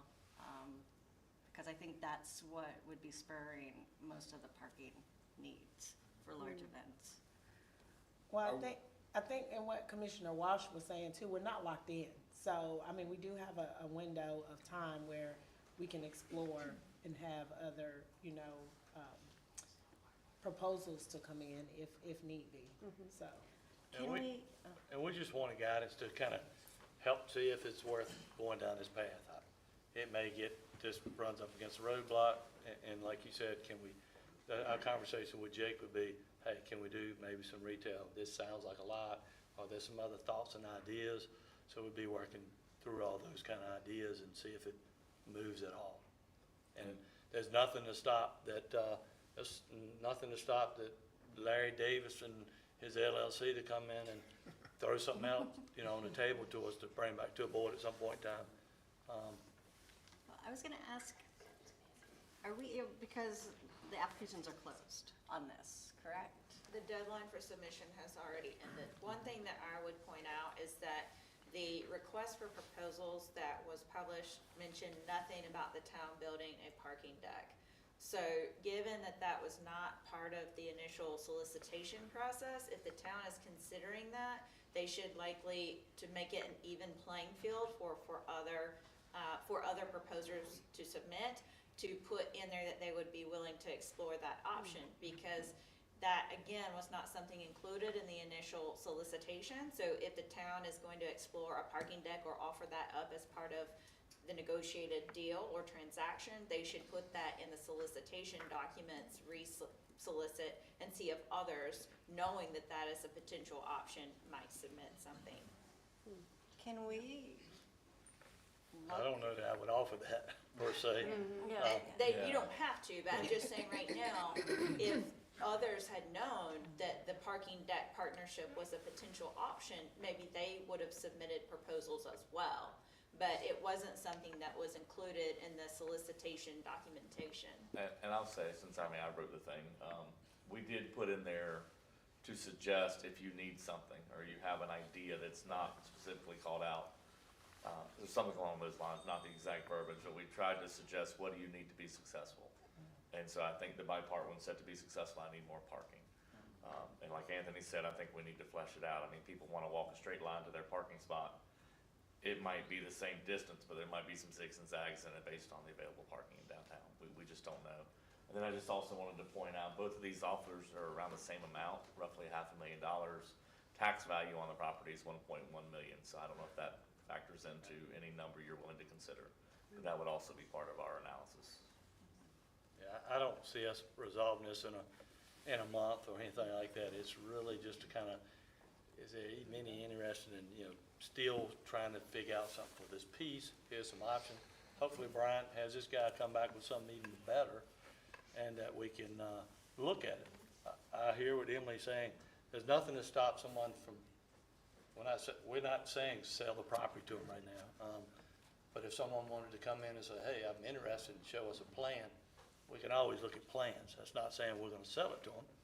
All that process we'd have to go through, but anybody can come in and show us a plan for any piece of property in town that we would look at. If it's exciting, then we'll figure out the process, how to get there. That's when we'd say, Emily, please help me figure out how to get this to the next level to bring to the board, so.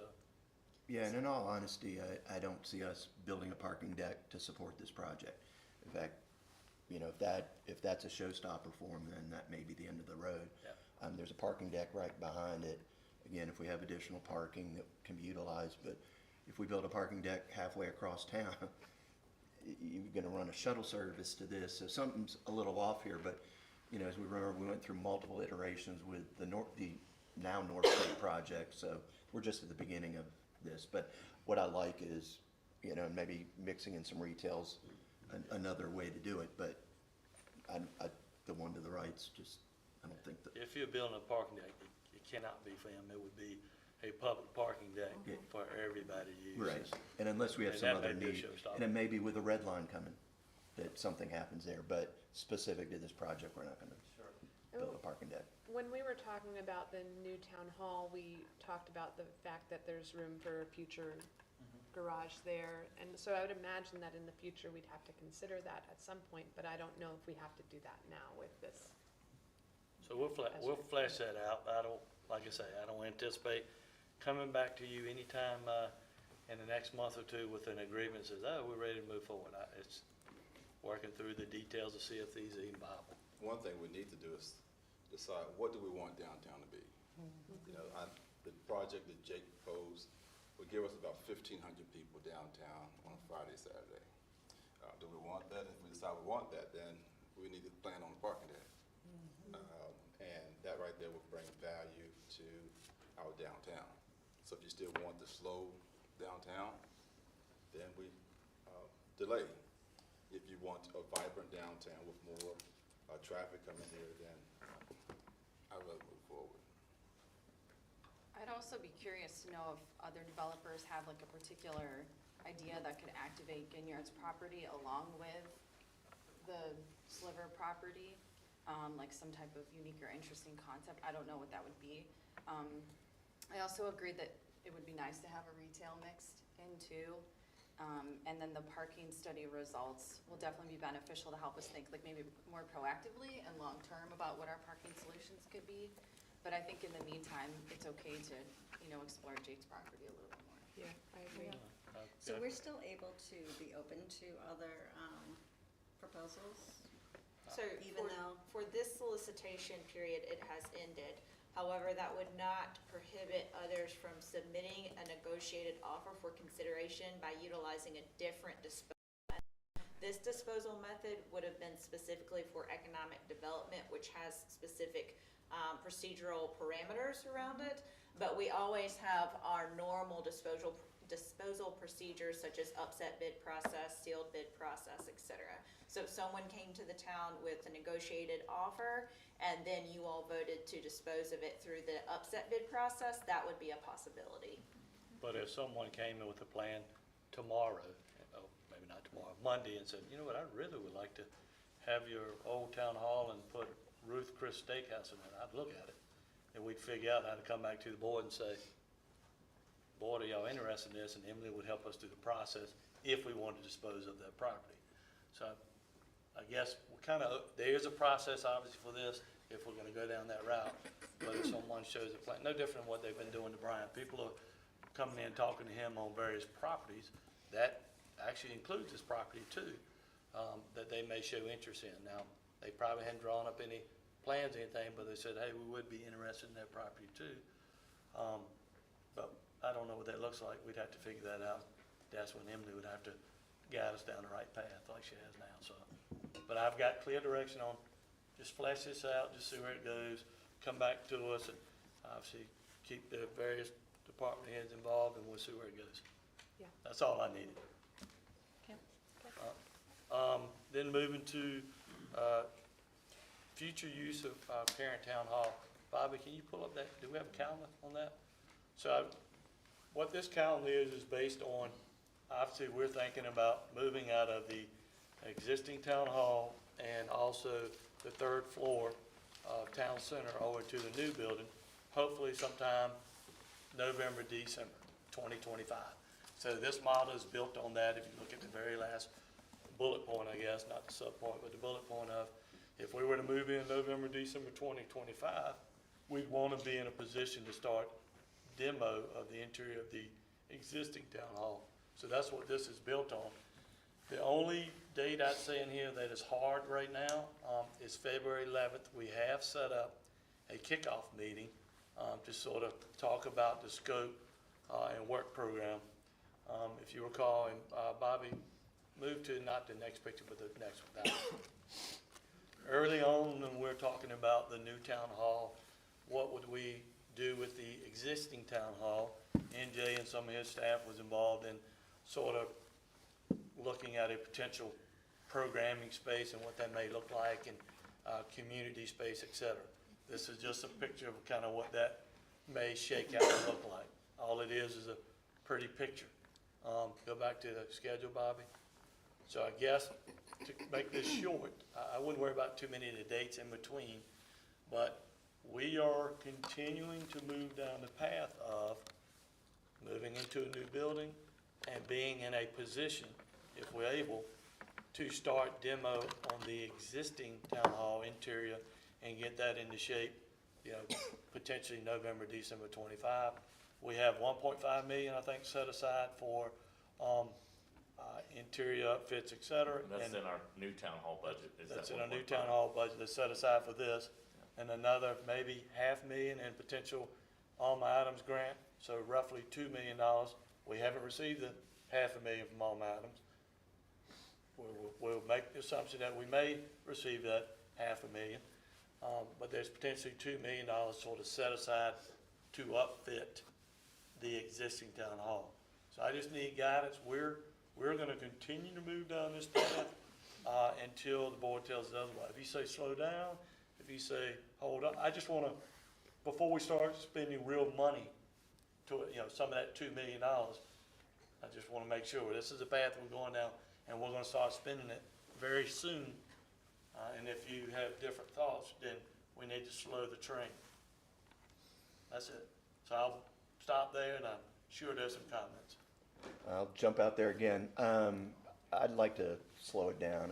I've been in favor of, to Commissioner Quarles' point of a vibrant downtown. That's a excellent corner for a restaurant or something like that, especially as we try to create a social district around that.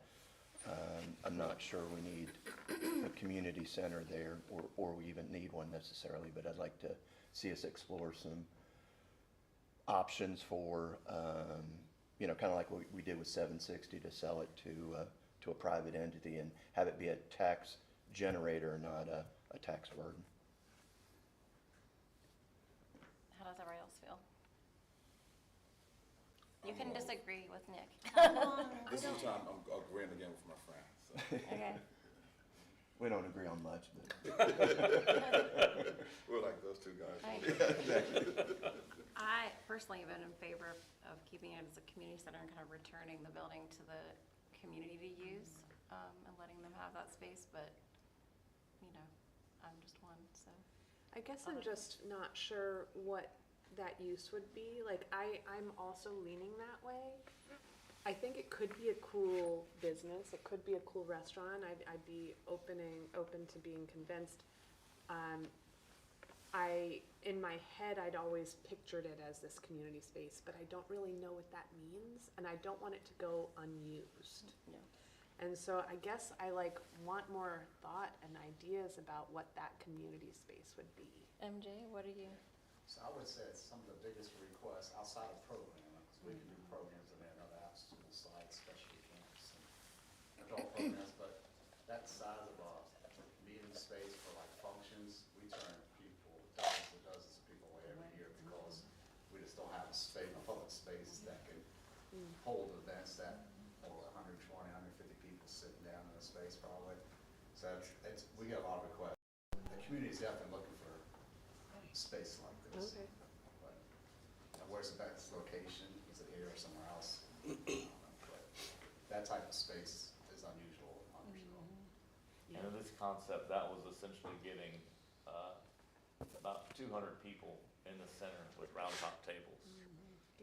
That was sort of the goal, and this is a map from when we were going through the new town hall project that we used with one of our public engagement sessions, and a variety of classrooms and other spaces. But ultimately, I don't think any of our hotels can accommodate a 200 round top table in Huntersville.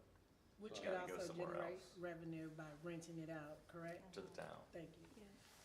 And ultimately, if you decide, if mayor and board, you decide to, It's already paid for, so. I guess, see what other interest is in this property, probably work with Emily to figure a process, just like we sort of did on the other, to seek out some proposals or seek out some interest. So we'd have to figure that out and sit down with Emily and Bobby and planning, maybe just sort of see, make sure we put that proposal together, and we'd ship it out and try to get interest to see what it could be, if that's where you direct us. If you don't direct us down that path, we're gonna continue down this path until you tell us otherwise. Bobby. Or if you just say stop, do nothing, we'll do that too. Bobby, you commented, employee engagement. I have vivid recollection of when we did the downtown steering committee. There were times that we didn't have space at town hall for the size of the crowd that might generate. And so I think there's a discussion to be had about whether such, the new town hall boardroom would be used for that space, or we contemplated at the time we drew the plan for new town hall, whether we'd have this space to use for such a meeting as that. Agreed, small area plans, community meetings, anytime someone's got a rezoning, they need to host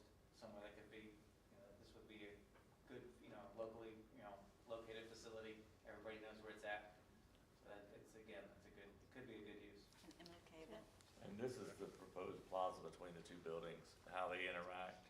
That was something else we heard in some of our public engagement about the new building, was just how does the new feed into the old and vice versa. So there will be a public plaza connecting the two either way. That plaza may look different if we have a commercial tenant there, so it's important for us to know that as well, as we keep moving forward. I mean, the other option here is to put out an RFP for something like this and let a private business do it. I mean, if there's that big a need, let the private sector do it, and we'll make money on it, not, lose money on it. I mean, that's kind of what we did with 760. It was, at one point, somebody wanted to put like a doctor's office. We're like, that's not the use we wanted. So we could do a similar thing here, is put out an RFP and see if there's a need. I'm kind of halfway where you are, but I don't know if I would want an RFP. So I was thinking that, I'm okay pausing it for a little bit of time to possibly give us the opportunity to request proposals, and then at that time, see if we first have any interest, and then compare what proposals we have with this option. I would hesitate to, I don't know, Commissioner Walsh, if you're thinking proposals should suggest that space be used for community, or you're just thinking that could be something that came in? No, if it doesn't have to look exactly like this, but if that's what we want there, kind of like we wanted, that would be a part of the RFP. It's kind of like when we did it across the street there, we wanted commercial. Doesn't mean we have to take it. And again, when we did the North State project as well as 760, there were lots of iterations that went back and forth. So ultimately, we have control over it, whether it's us or a private business that does it. So, we could pause for a bit and then try to figure it out. I would interject one thing. If the town is looking into retaining this property and attempting to rent it out, just keep in mind that there would be liability risk associated with that if we were trying to utilize it as a rental space, but a town-owned rental space.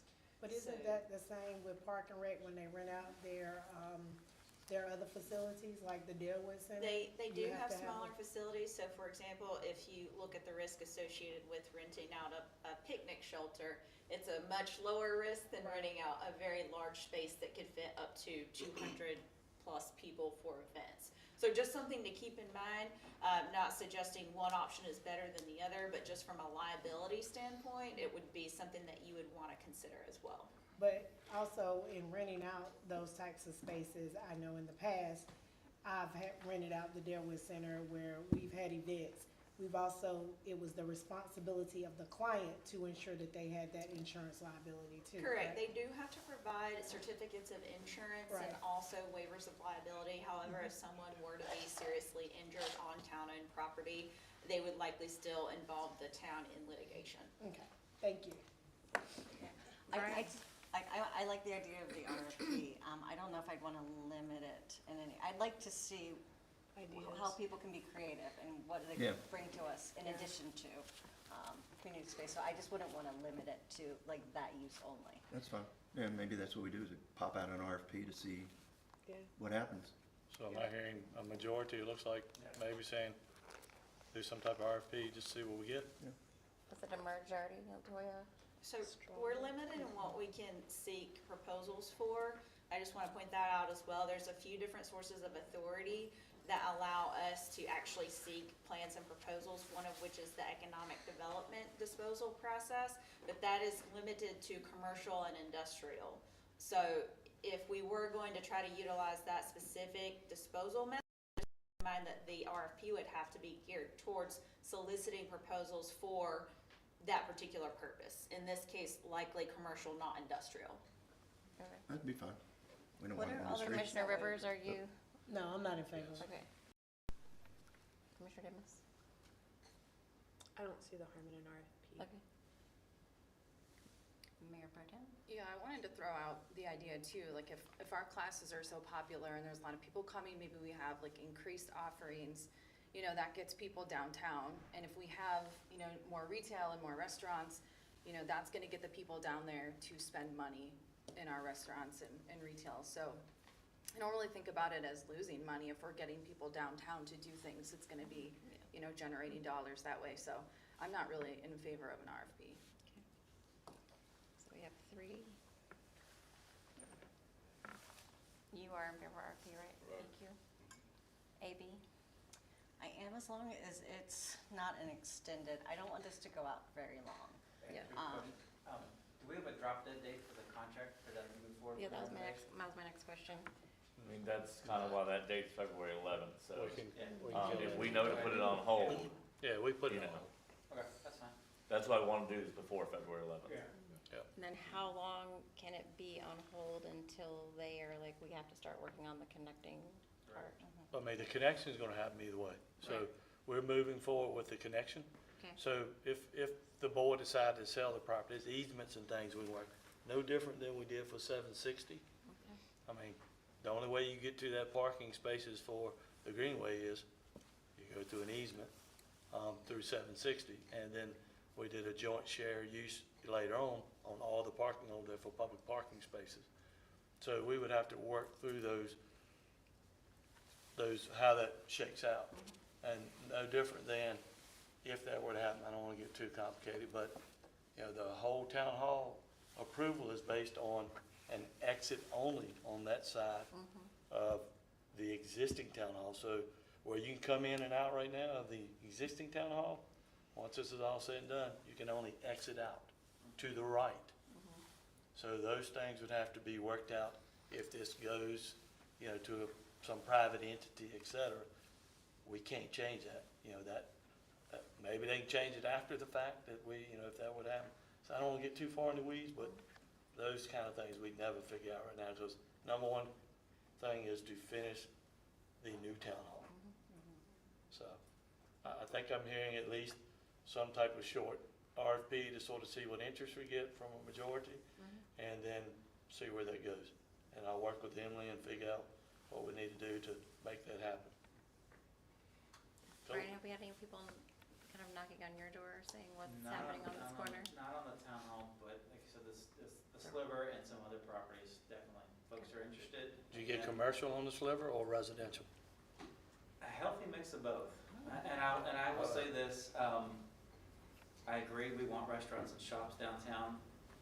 There's the old adage, retail chases rooftops, we gotta put butts in seats. So I know the RFP didn't ask for residential, don't discount it. Because if there's folks who don't live downtown, the shops are less likely to open, and it's more people who have to drive downtown. So if we want folks to live, work, and play, we gotta have people living there. So we want a healthy mix of, you know, townhomes, condos, single family, those types of things, apartments, et cetera. All right, I got good guys. I'm gonna finish these next 3 in 5 minutes. Just real quick on attainable housing, obviously, you've heard we're working on that. You know, on this upcoming agenda, Tuesday night, we're moving, you know, closer to the co-op, proposal. I think that's a item on the other business. So if the board moves forward with that, you know, we will continue down that path to, you know, that's the final step from the town side, at least from the land side of things. And, we will continue to, you know, move that forward. That will go through permitting, and that will take some time. The other part of attainable housing that, obviously you're aware of, that we're working on, the board has already approved, the agreement with Habitat. I think I've signed it all. So the next step is they'll do their due diligence on those 2 lots. And then I think in the next week or 2, we're probably gonna get some other potential attainable housing downtown. But until I get that, I'm afraid to say a whole lot because I don't have it in hand. But I think here in the next week or 2, we'll have another property that presents itself to us for the board to make a decision on for an attainable housing opportunity. But like I say, I hate to say anything until I get something in my hand that I can show you. But I feel pretty confident that's coming. And then we also, as Bobby shows here, we've got other things working from a standpoint of text amendments, et cetera. We continue to work with Homes Consortium grants, the CDBG programs, and we're gonna continue to work to achieve that goal that the board set. And that's pretty much all I'll say about this. Can we be a little, so I know I received at least one email, maybe more, that there was some confusion around, the agreement for Habitat for Humanity, and if we can make it clear that we're not buying, because there is a misunderstanding that we're buying So I'm gonna give you Anthony's version of it. Emily probably has a better version of it, but I'm gonna give you Anthony's version. So basically, the two lots that the town owns, Habitat, there is no dollar exchanging hand. I'm gonna use my word of, we are in a legal way donating that property to Habitat. Habitat will do their due diligence and propose to build 2 homes on those sites if the due diligence works out. But there is no 160,000 exchanging hands.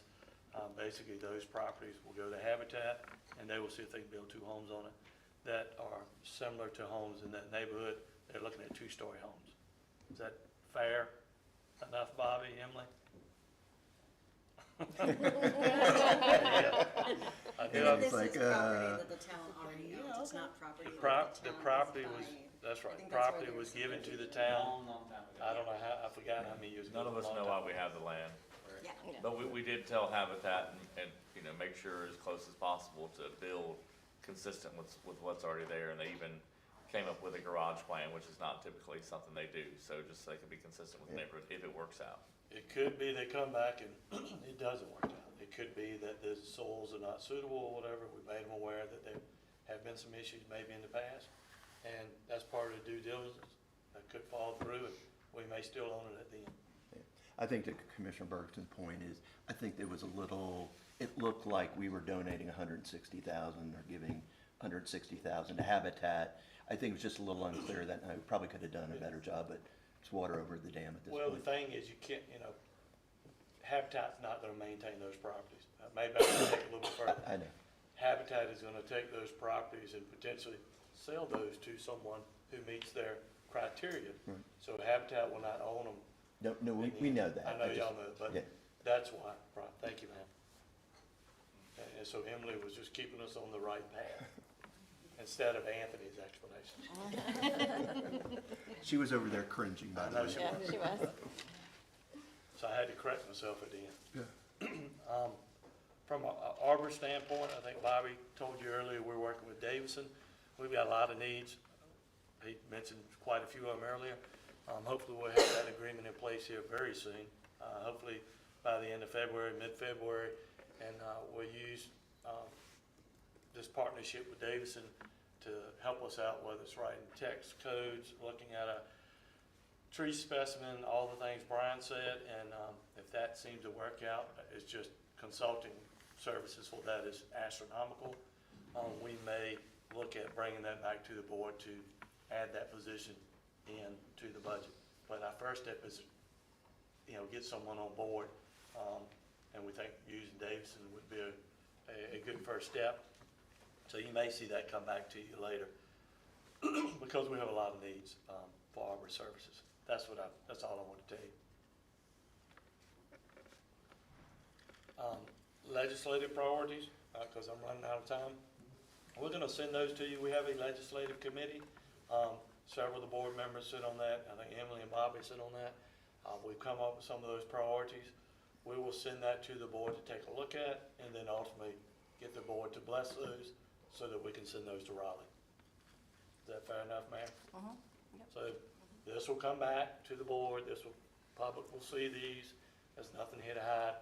We drafted them with considering everyone's priorities that are sitting here, so, but if there's something you want to add, And the let us board know. has these, so just think about these, we'll probably put these on the upcoming agenda. I'm gonna say February 18th, this is my first guess. But if you have suggestions to add to this, then let us know. Bobby, keep rolling. Last one, 26 goals, same thing here. Mayor and Mayor Pro Tem took a sort of first stab of the 26 goals based off of the 25 goals that were at the very beginning of the meeting. You can see we've struck through some of these because hopefully Brian is going to have the mobility plan done in March of 2025. And then there's some, you know, changes of words and maybe some other things I added in red. So look at these, please, work with the mayor pro tem to, fine tune these so that we can, move these forward. That's the short version of that. But that too will also come back to the board and be on a future agenda to adopt. So nothing here, you know, that, general public and everybody else won't see. So I know that was quick and everybody's hungry. I went over 5 minutes, I'm sorry. I'll just say, again, everything that you saw here was not the work of Anthony Roberts, by no means, probably 1/100th of a percent. To everybody else in this room and the people behind them that made this a success. So all the kudos go out to them. Catherine, thank you for doing what you did to set this up. So I think it was a success. Larry. I will be quiet, Larry, for making stuff work except for Patty's. Other than that, just kidding, but no, everybody, thank you, and Mayor Board, Yeah, thank you for. Thank you, everyone. We Thank you, appreciate it. We everyone. really do Yes. appreciate everybody here. Yep. And to everyone that's watching, thank you for watching us. If you have any questions or concerns, please feel free to email us. We will definitely clarify and address all questions and concerns. Yeah, Thank you. and with that, we will adjourn.